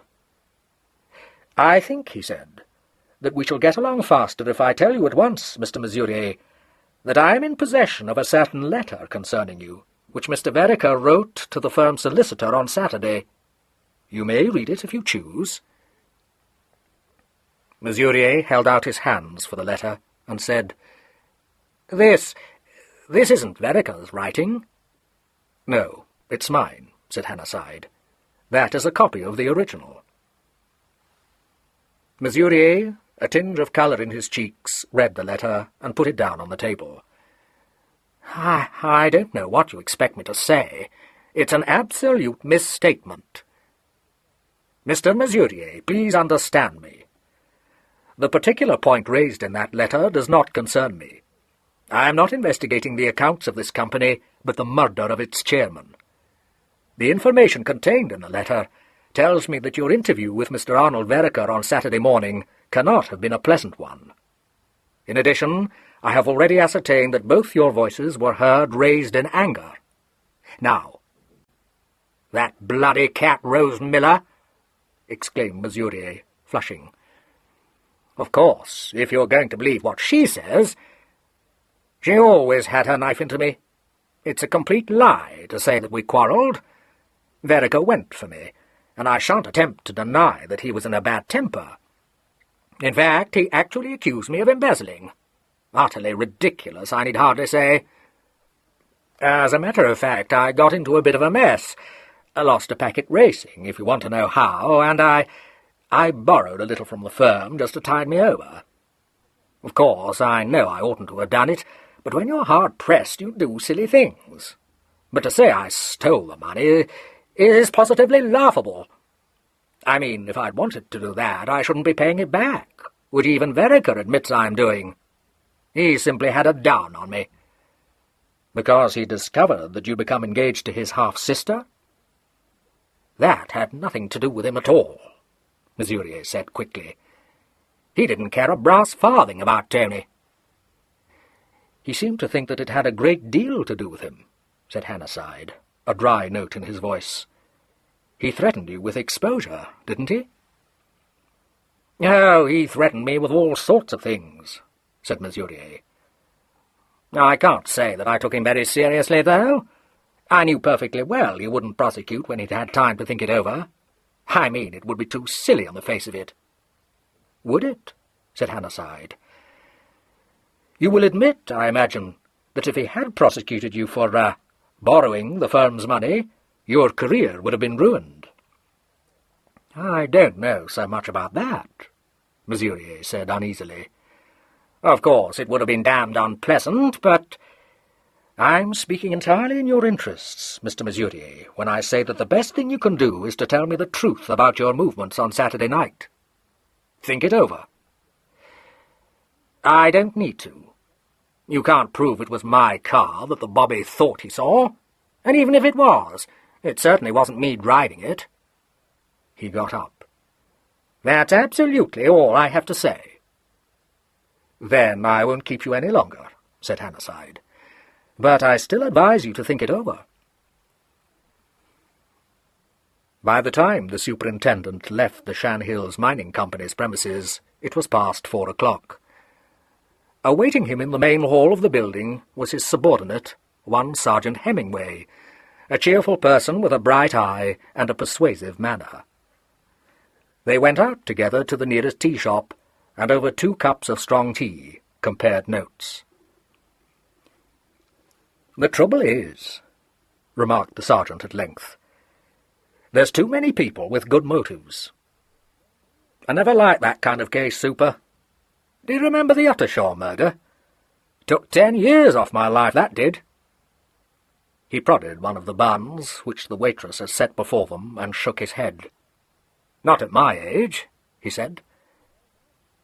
"You ought to be able to have 'em up for foisting that kind of food on the public. Keep me awake all night, that would. Take this young Vereker chap. He's a new one on me, Super. Make anything of him?" "No," said Hannasyde slowly. "Nothing at all, yet. He's a new one on me, too. I suspect a mighty slippery customer." "He's got the biggest motive of the lot. Here, miss, you take these buns back where they came from, which was the dustbin, I should think, judging from the look of them, and bring a nice plate of bread and butter, there's a good girl." "Sauce," said the waitress, tossing her head. The sergeant winked at her, and turned back to Hannasyde. "Smart-looking girl, that. Well now, I've got something for you. I went round to this studio, according to your instructions, and got talking to the skivvy there. Regular old cough-drop she is, too. Name of Murgatroyd. Used to be personal maid to the second Mrs. Vereker before she was married, and after. Stopped on after Mrs. Vereker died, and acted as nurse to the kids. You get the layout, Super? She's the devoted family retainer, all right. Well, I did what I could, jollying her along, but she was as close as an oyster. Thank you, miss." He waited until the waitress had removed herself out of earshot, and then continued. "Close as an oyster. Suspicious and wary. But one thing she did say, and stuck to." "What was it?" The sergeant folded one of the slices of bread and butter in half, and put it into his mouth. When it was possible for him to speak intelligibly, he said, "She told me that whatever anyone might say to the contrary, she was ready to get up and swear her Master Kenneth was safely tucked up in his bed and sleeping like a lamb at midnight on Saturday." "Did she really say that?" inquired Hannasyde, mildly curious. "I won't swear to it that those were her exact words," replied the sergeant, unabashed. "I may have made it a bit more poetic, but that was the gist of it. Now you tell me that she said Master Kenneth admits he was rampaging round town up till 4 o'clock. Bit of a departmental muddle, Super. Looks like they haven't got together enough over the question of alibis." "I don't make much of it," said Hannasyde. "It's obvious that young Vereker's position is very weak, and if this Murgatroyd is a devoted old servant, that's just the sort of gallant attempt to protect him you'd expect her to make." "I'm not saying it isn't, Super. I'll go so far as to say it is. But what I'll say is that the old girl's scared. She's afraid young Vereker did it. If she was plumb sure he didn't, she'd have bitten my head off for daring to come round suspecting her darling boy. Hannasyde put down his cup. Look here, did she talk like that or not? She did not, said the sergeant. That's my point, Super. I figured she would. Why? Psychology, said the sergeant, vaguely waving his fourth slice of bread and butter in the air. Cut it out, said his superior unkindly. What did you find out about Vereker's chauffeur? It wasn't him. You'll have to rule him out, Super. No good at all. I'll tell you what he was doing on Saturday. You needn't bother. Put it in a report. I think I'll pay a call on Miss Vereker. The sergeant cocked a wise eyebrow. All on account of light-fingered Rudolph? She gets a letter from Arnold, spilling the beans about him cooking the accounts and threatening to ruin him, so down she goes to plead for Rudolph, and when that turns out to be no use, sticks a knife in the cruel half-brother. I haven't worked out how she got him in the stocks, but from what I can make out about these Verekers, that's just the sort of joke they would pull and think it a proper scream. Myself, I haven't got that type of humour, but it takes all sorts to make a world. It's a wonder anyone ever gets out of these tea and bun bazaars. The trouble it is to get the girls to come across with a bill. I've been trying to catch hen at Hannah's eye for the past 10 minutes. I know what my job is now, Super. I've got to check up on friend Rudolph. He looked shrewdly at his chief, for he had worked with him often before and knew him. Worried about Rudolph, aren't you, Super? Yes, I am, replied Hannasyde. He fits, and yet he doesn't fit. See what you can find out, Hemingway. The sergeant nodded. I will that, sir. But he can't have done it, not to my way of thinking. Here, Gladys, Maud, Gwendolen, whatever your name is, tell me this. Are you standing us this tea? Oh, I never did. You haven't half got a nerve, said the waitress, giggling. I only asked because you seem kind of shy bringing the bill, said the sergeant. You are a one, said the waitress, greatly diverted. Chapter 9. Murgatroyd, opening the door to Superintendent Hannasyde, stood squarely in the aperture and asked him aggressively what he wanted. He asked if Miss Vereker was in, and she said, That's as may be. Your name, please, and business. His eyes twinkled. My name is Hannasyde, and my business is with Miss Vereker. I know very well what you are, said Murgatroyd. I've had another of you here today, and I've had enough. If the police would let well alone, it would be a good thing for everyone. She stood aside to allow him to enter, and led him across the tiny hall to the studio. It's the police again, Miss Tony, she announced. I suppose you'd better see him. Antonia was sitting by the window with two of her dogs at her feet. One of them, Bill, recognized an acquaintance in the superintendent, and wildly thumped his tail. His daughter, Juno, however, got up, growling. Ah, who says dogs have no sense? Said Murgatroyd darkly. Shut up, Juno, commanded Antonia. Oh, it's the superintendent. That means I'm going to be interrogated all over again. Have some tea? Thank you, Miss Vereker, but I've had tea, said Hannasyde, his eyes on the big canvas on the easel. Antonia said kindly, Dawn Wind, but it isn't finished yet, my brother's new picture. Hannasyde went up to look more closely at it. Your brother told me today that his hands are worth more than all your half-brother's money, he remarked. Yes, he does think a lot of himself, agreed Antonia. You'll have to get used to that sort of swank if you mean to see much of him. Well, I was thinking he's probably right, said Hannasyde. I don't pretend to know much about art, but— Don't say that, besought Antonia. Every well-meaning idiot says it. What on earth are you standing there for, Murgatroyd?"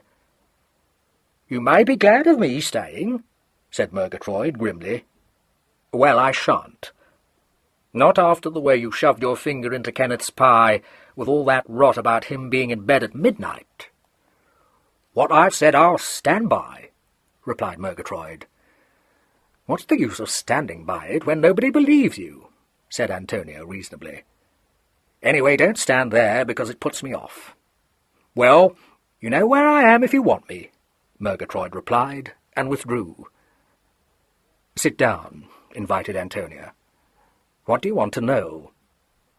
"What was in that letter?" replied the superintendent promptly. "Which letter? Oh, Arnold's. Nothing much." "If there was nothing much in it, why did you destroy it?" asked Hannasyde. "It was that sort of letter." "What sort of a letter?" "The sort you destroy. Look here, we're beginning to sound like a pair of cross-talk comedians," Antonia pointed out. "Very like," agreed the superintendent evenly. "Did you destroy the letter because it contained a rather serious accusation against Mr. Rudolph Mesurier?" Antonia looked defensive. "It didn't." "Quite sure, Miss Vereker?" Antonia propped her chin in her hands and frowned. "I wish I could remember what I said in that ghoulish police station," she said. "I almost wish I hadn't burned the letter too, because you seem to think it was frightfully important, and, as a matter of fact, it wasn't. It was just a general hate against Rudolph." "No specific charge?" "No. He just ran through Roget's thesaurus for synonyms of scoundrel and put them all into the letter." "You say that there was no specific charge, Miss Vereker. But does a businessman like your half-brother threaten to take legal proceedings against another man without any definite reason?" "The whole point is, did he mean it, or was he merely waffling?" Antonia said, off her guard. "That's what I went to find out." She broke off and flushed angrily. "Damn you! You don't play fair." "I'm not playing, Miss Vereker." She looked up quickly, for there was a hint of sternness in his voice. Before she had time to speak, he went on. "Arnold Vereker wrote to you forbidding your engagement to Mesurier. According to you, he gave no definite reason for this, but you have admitted that he threatened to prosecute Mesurier for some offence or another, and you have also admitted that his letter made you exceedingly angry." "Of course it did," she said impatiently. "It would make anybody angry." "I expect so. Perhaps it may also have alarmed you." "No, why should it? I wasn't afraid of Arnold." "Not on your own account, but were you not alarmed for Mesurier?" "No, because I didn't take the letter seriously." "You took it seriously enough to drive all the way to Ashley Green that day." "Only because I wanted to know just what Arnold had against Rudolph, and to stop him spreading any filthy story about him." "How did you propose to do that, Miss Vereker?" She considered this. "I don't know. I don't think I'd worked it out." "In fact, you were so angry with him that you got straight into your car and drove to Ashley Green without having the least idea what you would do when you got there?" "Oh, no," said Antonia sarcastically. "I took a knife and stuck it into Arnold, and then went and spent the night in his house, just to make sure you'd know I was the murderess, and finally told your silly policeman there were bloodstains on my skirt." She broke off, her ill humour suddenly vanishing. "Which isn't as idiotic as it sounds," she said. "Now I come to think of it, that wouldn't have been at all a bad plan if I'd murdered Arnold. In fact, definitely brilliant, because no jury would ever believe I could have been fool enough to loiter around the scene of the crime and brandish blood-stained garments about. I must put that to Giles." At this moment, Kenneth strolled into the studio. Antonia immediately propounded her notions to him. Superintendent Hannasyde had seen enough of the Verekers by this time to feel very little surprise at the enthusiasm with which Kenneth at once entered into a discussion. "That's all very well," Kenneth said, "but what about the dogfight?" "I could easily have staged that," his sister said Napoleonically. "Not at that hour of the night," objected Kenneth. "If you murdered Arnold and got blood on your clothes, meeting the retriever, or whatever it was sheer luck. Also, you haven't piled up enough evidence against yourself. Obviously, if you were clever enough to commit a murder and plant yourself down in the murdered man's house afterwards, you ought to have told as many people as you could that you were going down to have it out with Arnold. No one will believe you killed him after that. What do you think, Superintendent?" "I think," replied Hannasyde, exasperated, "that your tongues are likely to lead you into serious trouble." "Ah," said Kenneth, a wicked gleam in his eye.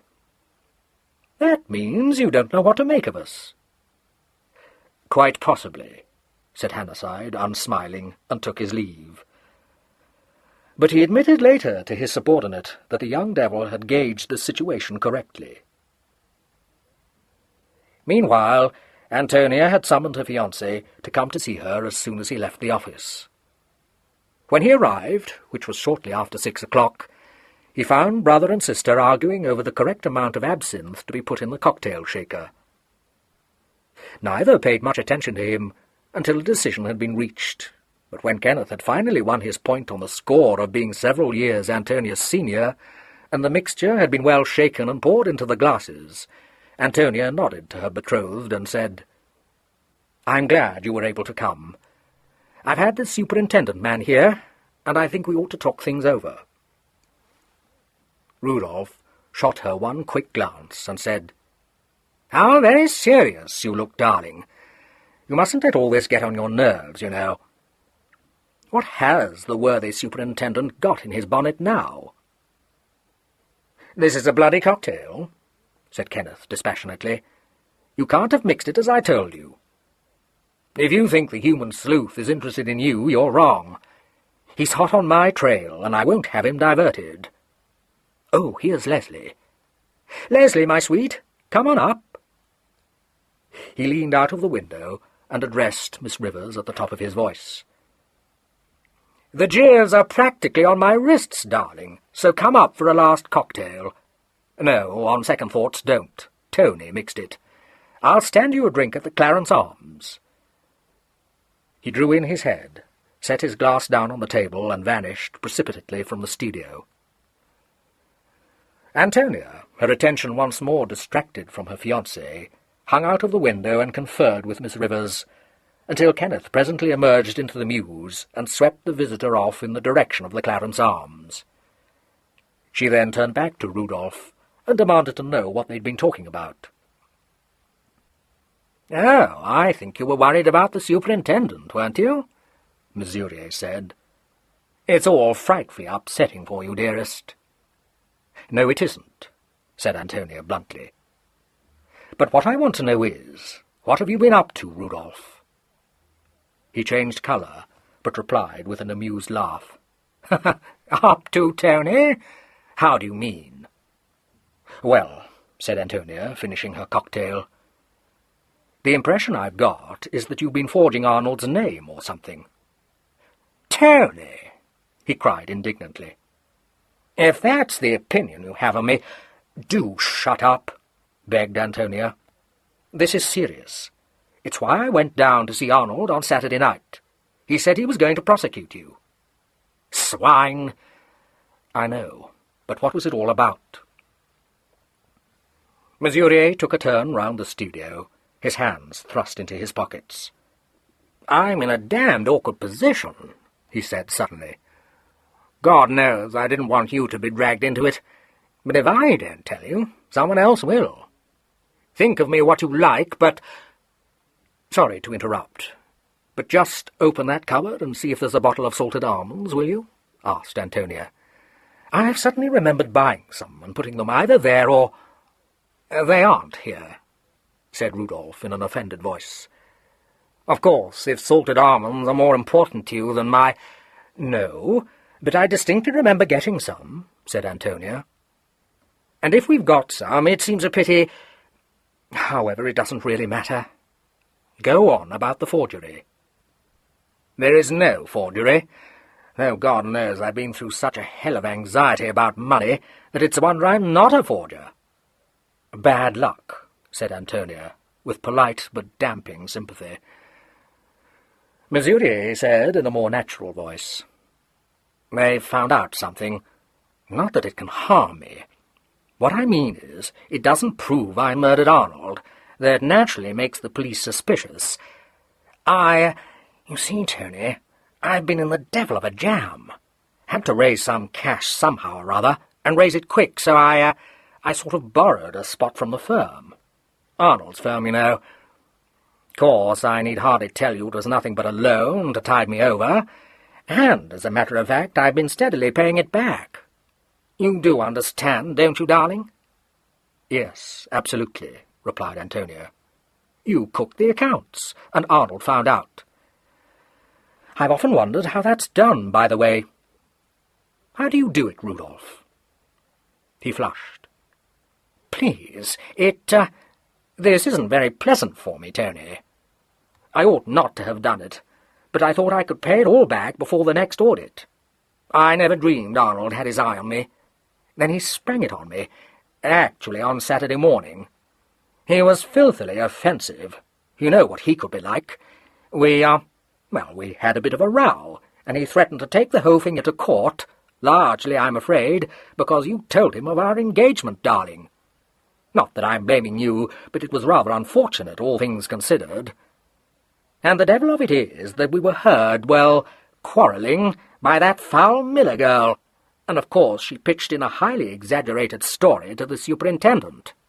And on top of that—" He paused and studied his well-manicured nails for a moment, a pucker between his brows. "The most extraordinary thing," he said slowly, "I confess I don't understand it. Some idiot of a village constable imagines he saw my car 10 miles from Hanborough on Saturday night. It's utterly absurd, of course, but you can see what an ugly complexion it puts on things." She sat up suddenly. "Rudolph, how did you know which day Arnold was murdered?" He blinked at her. "I don't understand what you mean." "Yes, you do. On Sunday, when you came here to supper, you said you'd quarrelled with Arnold on the very day he was murdered." "Did I? I expect you told me then. I don't know how else I could have known." "I wish you'd stop being guarded," Antonia complained. "If you killed Arnold, you might as well just say so, because Kenneth and I don't mind a bit about that, and we shouldn't dream of giving you away." "I didn't kill him. For God's sake, don't go on talking like that."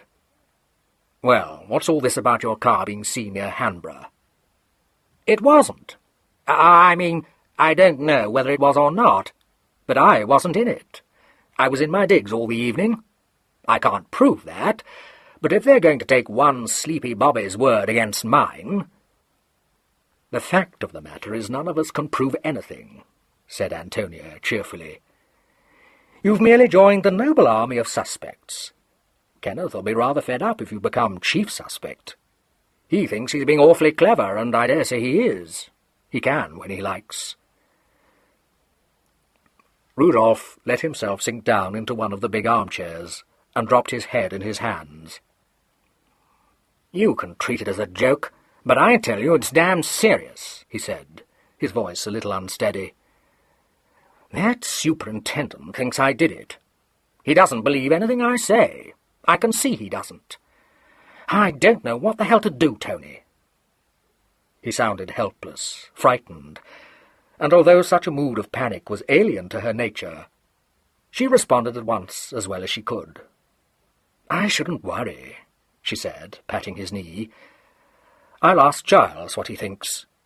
He's coming here this evening to talk business with Kenneth. You don't mind, do you?" He seemed undecided. "He knows anyway," he said. "Arnold wrote a letter about me to his uncle, and the superintendent got it. Of course, your cousin must have seen it. I don't know that I exactly mind consulting him, because I haven't anything to conceal. At this moment, the studio door opened, and Giles Carrington came in, accompanied by Kenneth. Antonia greeted him with a friendly smile, but desired her brother to tell her what he had done with Miss Rivers. "She pushed off homewards," answered Kenneth. "Cigarette, Giles? If there are any, which I doubt." "Oh, well, in that case we can talk," said Antonia briskly. "Giles, do you know about Rudolph cooking the firm's accounts, or not?" "What?" ejaculated Kenneth, pausing in his search for the cigarettes, and turning to stare at Mesurier. "Actually embezzling funds? Did you really?" His manner was partly interested, partly critical, and it goaded Rudolph, deep-flushed, to defend himself. His explanation was met with so derisive a laugh that Antonia at once took up the cudgels, and told her brother he needn't be offensive, because for one reason she wouldn't put it above him to cook accounts, and for another it had nothing to do with him. "Oh, yes, it has," objected Kenneth. "You seem to forget that I'm the heir. I dare say I could prosecute if I wanted to. Not that I do, of course, though I do rather draw the line at embezzling. It's one thing to bump a man off, but quite another to monkey about with his accounts. However, I don't think I'm being captious. I expect it seemed good to you at the time, Rudolph." Mesurier said angrily, "I don't care for your tone. I'm willing to admit I shouldn't have borrowed the money, but when you accuse me of—" "My bonny lad, I haven't accused you of anything," said Kenneth, beginning to fill a pipe. "Tony said you'd been cooking the firm's accounts. I merely displayed the proper amount of surprise, interest, and disapproval." Antonia had drawn her cousin over to the window, and stood there facing him, with one hand lightly grasping his sleeve. She looked gravely up at him and asked quietly, "He's in a mess, isn't he?" "I don't know, Tony." "Well, I think he is. You will help him, won't you, Giles?" He did not answer immediately, and she added after a moment, "You see, I'm engaged to be married to him." "That isn't an inducement to me, Tony." Her candid eyes were a trifle puzzled. They searched his unavailingly. "It isn't?" she asked, seeking enlightenment. "No." "Oh, well, will you do it for me, Giles?" He looked down at her and at a hand, still clasping his sleeve. "I suppose so, Tony," he said in his level way, and glanced across the big room to where Mesurier and Kenneth were arguing. "Oh, shut up, Kenneth," he said pleasantly. "Yes, I know about the letter my cousin wrote before his death, Mesurier. Doesn't prove, you know, that you had anything to do with his murder." "No," agreed Antonia, "but the bit about the car is not so good. Tell my cousin Rudolph. He really is quite helpful." Mesurier gave a shrug to his shoulders. "Oh, that's nothing but a ridiculous mistake on the part of the police. Some local bobby imagines he saw my car near Hanborough on the night of the murder, Carrington." "Policemen haven't got imaginations," said Kenneth, who had stretched himself along the sofa, his pipe between his teeth. Giles was frowning slightly. "Where was your car?" he asked. "In the garage, I suppose. I mean, I spent the evening at home." "I see. Can you produce anyone to corroborate that statement?" "No, as a matter of fact, I can't," said Mesurier with a slight, uncomfortable laugh. "Seems silly, but the truth is I had a bad headache, and I went to bed early." "You are a rotten liar," observed Kenneth lazily. "Why bother? We won't give you away. I might even bestow a suitable reward upon you. Or would that be indelicate?" Giles said rather sternly, "Your own story is just as thin, Kenneth." "Admittedly, but I tell it with much better grace," Kenneth pointed out. "What do you think, Tony? Did he do it? I don't believe he had the nerve." "Of course he had the nerve," said Antonia indignantly. "The trouble with you is that you're so taken up with admiring your own cleverness in baffling the police that you don't think anyone else is capable of doing anything." Giles, who had ignored this interchange, was looking steadily at Mesurier. "When you say that a bobby saw your car on the night of the murder, do you mean that he saw a car of the same make as yours, or that he actually read your number on its plate?" "My number," Mesurier answered. "Or so he thinks. But he could easily have muddled it up with another, which is, of course, what he did do." "I can so readily picture our friend, the superintendent, lapping that story up," remarked Kenneth. "Tony, your young man promised well at one time, but he begins to bore me now." Giles took out his cigarette case and opened it. "It isn't for me to question your story, Mesurier. I can only say that if it's true, I'm sorry." "Sorry?" Rudolph ejaculated.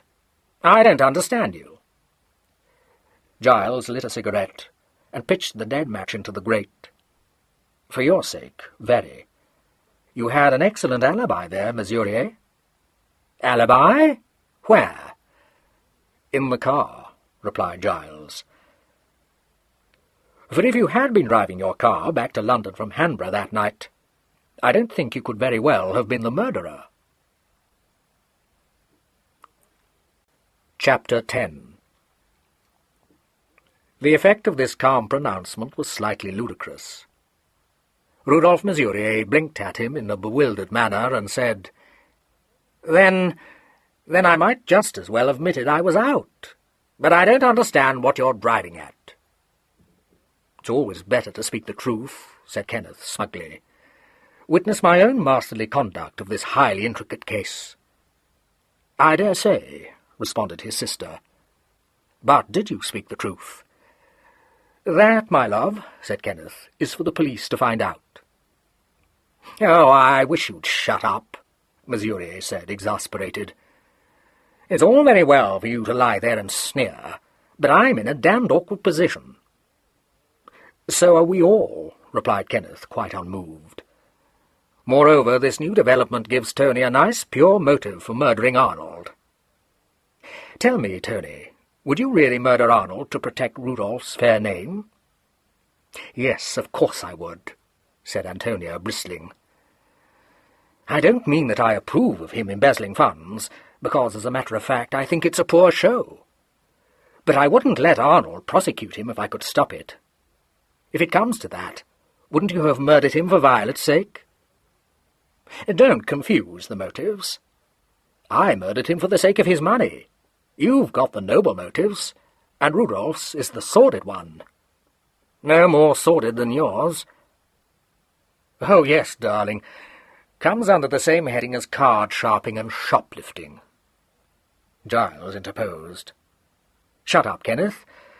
None of this leads anywhere, and it isn't particularly pleasant for Mesurier. Were you out in your car on the night of the murder, Mesurier?" Rudolph looked uncertainly from one to the other. "Don't be coy," recommended Kenneth. "We all know you were by this time."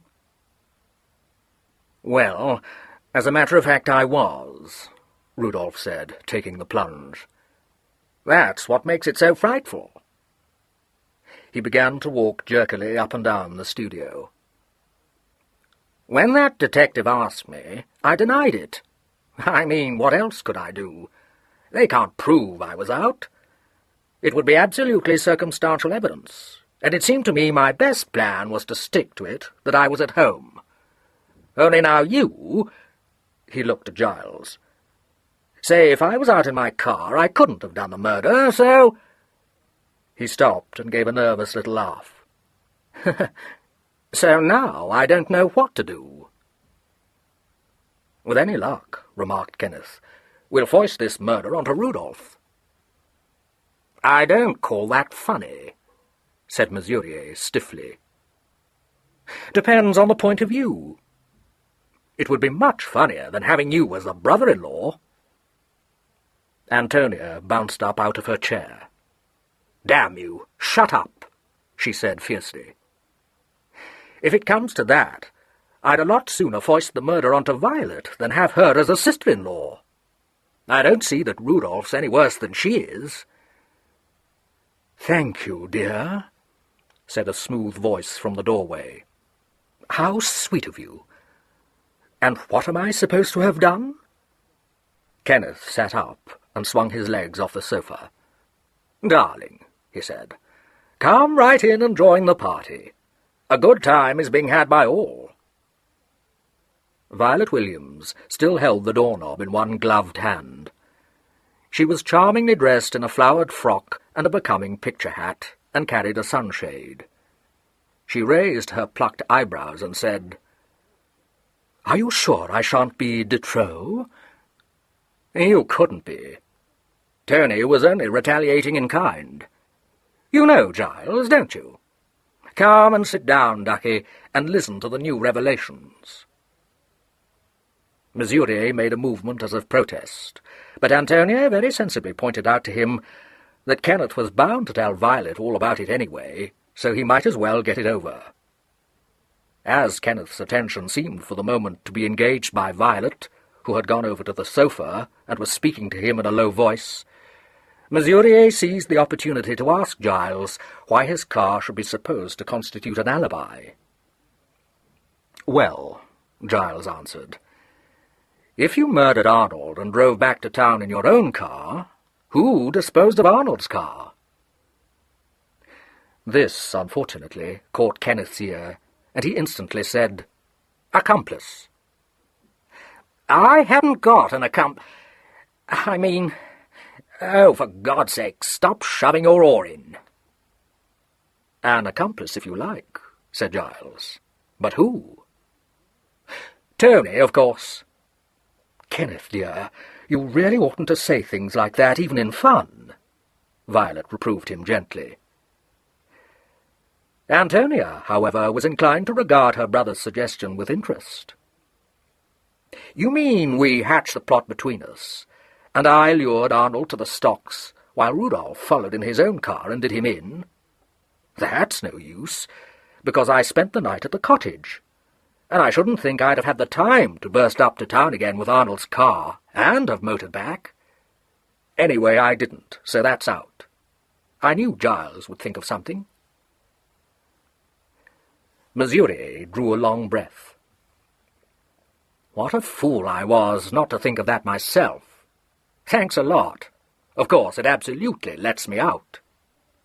"Oh, no, it doesn't," said Kenneth. "You might have had another accomplice, or tacked your own number plate onto Arnold's car." "Too clever," objected Antonia. "Rudolph would never have thought of anything as wily as that, would you, Rudolph?" "That's the worst of these people who set out to commit a murder and leave everything to chance," said Kenneth. Mesurier decided to ignore this, and, turning to Giles, asked him if he was sure the alibi was good enough. Giles rather damped his optimism by replying that he was not sure of anything. Violet, who had been playing idly with the clasp of her handbag, raised her large, unfathomable eyes to Mesurier's face, and asked, in her well-modulated voice, why he'd been at Hanborough that night. "Please don't think I'm being impertinent," she said, "but I couldn't help wondering. It seemed so funny of you, somehow." It was plain that her question took him aback, quite plain enough for Kenneth, who mounted onto the back of the sofa and said, "Now, infidel, I have you on the hip." Mesurier cast him a look of goaded hatred and answered, "I can't see what that has to do with it." This somewhat weak rejoinder had the effect of setting his betrothed against him. Antonia said severely, "Giles can't possibly help you if you're going to behave like an idiot. You must have had some reason for going to Hanborough that night, and it merely makes you look very fishy if you won't say what it was." "Very well, then," said Mesurier. "If you will have it, I went down with a mad idea of throwing myself on Verica's generosity, but I thought better of it and came back again." "The only thing I have to say is that I must have another drink," said Kenneth, getting off the sofa and strolling over to the sideboard. "The more I hear of Rudolph's story, the more convinced I am that we can push all the blood guilt onto him with very little trouble." He measured out a whisky and soda. "Anyone else have a drink?" As no one answered, he raised his own glass to his lips, drank half the whisky, and came back to the sofa. "The theory I'm working on at the moment is that Arnold's car never left London," he said. Antonia frowned. "Yes, but that means he must have motored down with Rudolph, and he wouldn't have." "Of course he wouldn't, and considering all things, who shall blame him? The point is that Rudolph murdered him first." "Oh, how ghastly!" shuddered Violet. "Please don't." Mesurier was looking rather pale and very angry. "Very clever," he said. "And pray, how do you account for the fact that there are no bloodstains in my car?" Kenneth took another drink. "You wrapped the body in an old mackintosh," he replied. "Which he afterwards burned in his bedroom grate," interpolated Giles dryly. "Oh, no, he didn't. He cut the maker's name out of it, tied it round a boulder, and dropped it into the hammer pond at Huxley Heath," said Kenneth. "That's good," approved Antonia. "But you haven't told us how he managed to murder Arnold without being seen and get his body into the car." "When you have quite finished amusing yourselves at my expense," said Rudolph furiously, "perhaps you will allow me to tell you that I very much resent your attitude." Antonia opened her eyes at him. "I can't see what on earth there is to get annoyed about. After all, Arnold was our relative, and if we don't mind discussing the murder, why should you? We weren't even going to be shirty about it if you did do it." "It seems to me," Rudolph said, his voice trembling a little, "that I am to be cast for the role of scapegoat." "I'm afraid," said Giles in his calm way, "that you don't quite understand my cousin's, purely intellectual interest in the crime. If you'd prefer not to talk about it, there's no sort of reason why you should. Except, of course," put in Kenneth, "that when I'm put into the witness box, I shall be bound to say that I thought your manner hellish secretive when we talked it over." "You're more likely to be in the dock," said his sister unkindly. "In that case," replied Kenneth, finishing his whisky and soda, "I shall bring in the embezzlement motif. Sauve qui peut." Mesurier thrust his hands into his pockets and forced his lips to smile. "I rather fancy a jury would see that occurrence in a more reasonable light," he remarked. "I don't pretend that I was justified in doing what I did, but there's no question of theft. I've already paid back a great deal of what I borrowed." "The point is, Arnold didn't look at it in a reasonable light at all," said Antonia. "There I take issue with you," said Kenneth immediately. "I don't hold any brief for Arnold, but I can't see why he should be expected to be pleasant about it. You can't pinch a man's money and then say, 'Thank you for the loan,' and pay it back again in driblets. I don't in the least blame Arnold for cutting up rough, and what's more, no jury would either. They'll see that Rudolph's got a motive for murder that makes mine look childish." "I'm perfectly well aware that I'm in an awkward hole," Mesurier said. "But it's no use you or anyone else trying to fasten the murder onto me. I never owned a knife like that in my life, for one thing, and for another—" "Just a moment," interrupted Giles. "A knife like what?" A wave of colour mounted to Mesurier's face. A knife capable of killing a man. I naturally assume it must have been some sort of a dagger. I mean, an ordinary knife could hardly—" "You saw Arnold Vereker after he was dead, didn't you?" said Giles. There was a moment's silence. Violet gave a shiver. "You're making me feel sick. Do let's talk of something else." "You can't be sick yet, darling. Rudolph's going to make a full confession." Mesurier's eyes were fixed on Giles's face, but at this he veiled them suddenly, and put a hand to his breast pocket and drew out his cigarette case. He opened it, took out a cigarette, and put it between his lips. There was a matchbox on the table, and he walked over to pick it up. "Yes," he said, lighting his cigarette. "You're quite right. I did see Vereker after he was dead." "Just happened to be passing that way?" nodded Kenneth. "No. I went down to Ashley Green on purpose to see him. When I got to the village, my headlights lit up the stocks. I didn't know it was Arnold then. I got out and went to inspect. And, finding it was Arnold, came home again." "Well, why not?" demanded Antonia. "If Arnold was dead, there was no point in staying." "He might have tried to do something," Violet said in a low voice. "He might have called for help."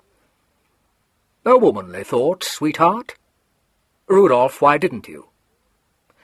"I didn't want to get mixed up in it all. I saw there was nothing to be done." "What time was all this?" inquired Giles. "I don't know. I'm not sure. Somewhere between 12 and 1 in the morning." "At which salubrious hour you were going to knock Arnold up for a friendly chat," observed Kenneth. "The whole story seems to me to want revision. Personally, I should jettison it and think out a new one. The moths have got at this one pretty badly." "Well, I wasn't going to knock Arnold up," Mesurier said, throwing away his cigarette. I've been through a pretty bad time over this, I don't mind telling you. Vereker meant to ruin me. He could have, easily. Even if he didn't win his case, the mere fact of my being in such a case would absolutely finish me. I was utterly desperate. Didn't know which way to turn. I knew Vereker was going down to Riverside Cottage. I heard him tell Miss Miller so. Of course, I was mad, but I meant to follow him there and shoot him, making it look like a burglary. I'd been to the cottage once. I knew it was fairly remote, and I knew a place where I could hide my car.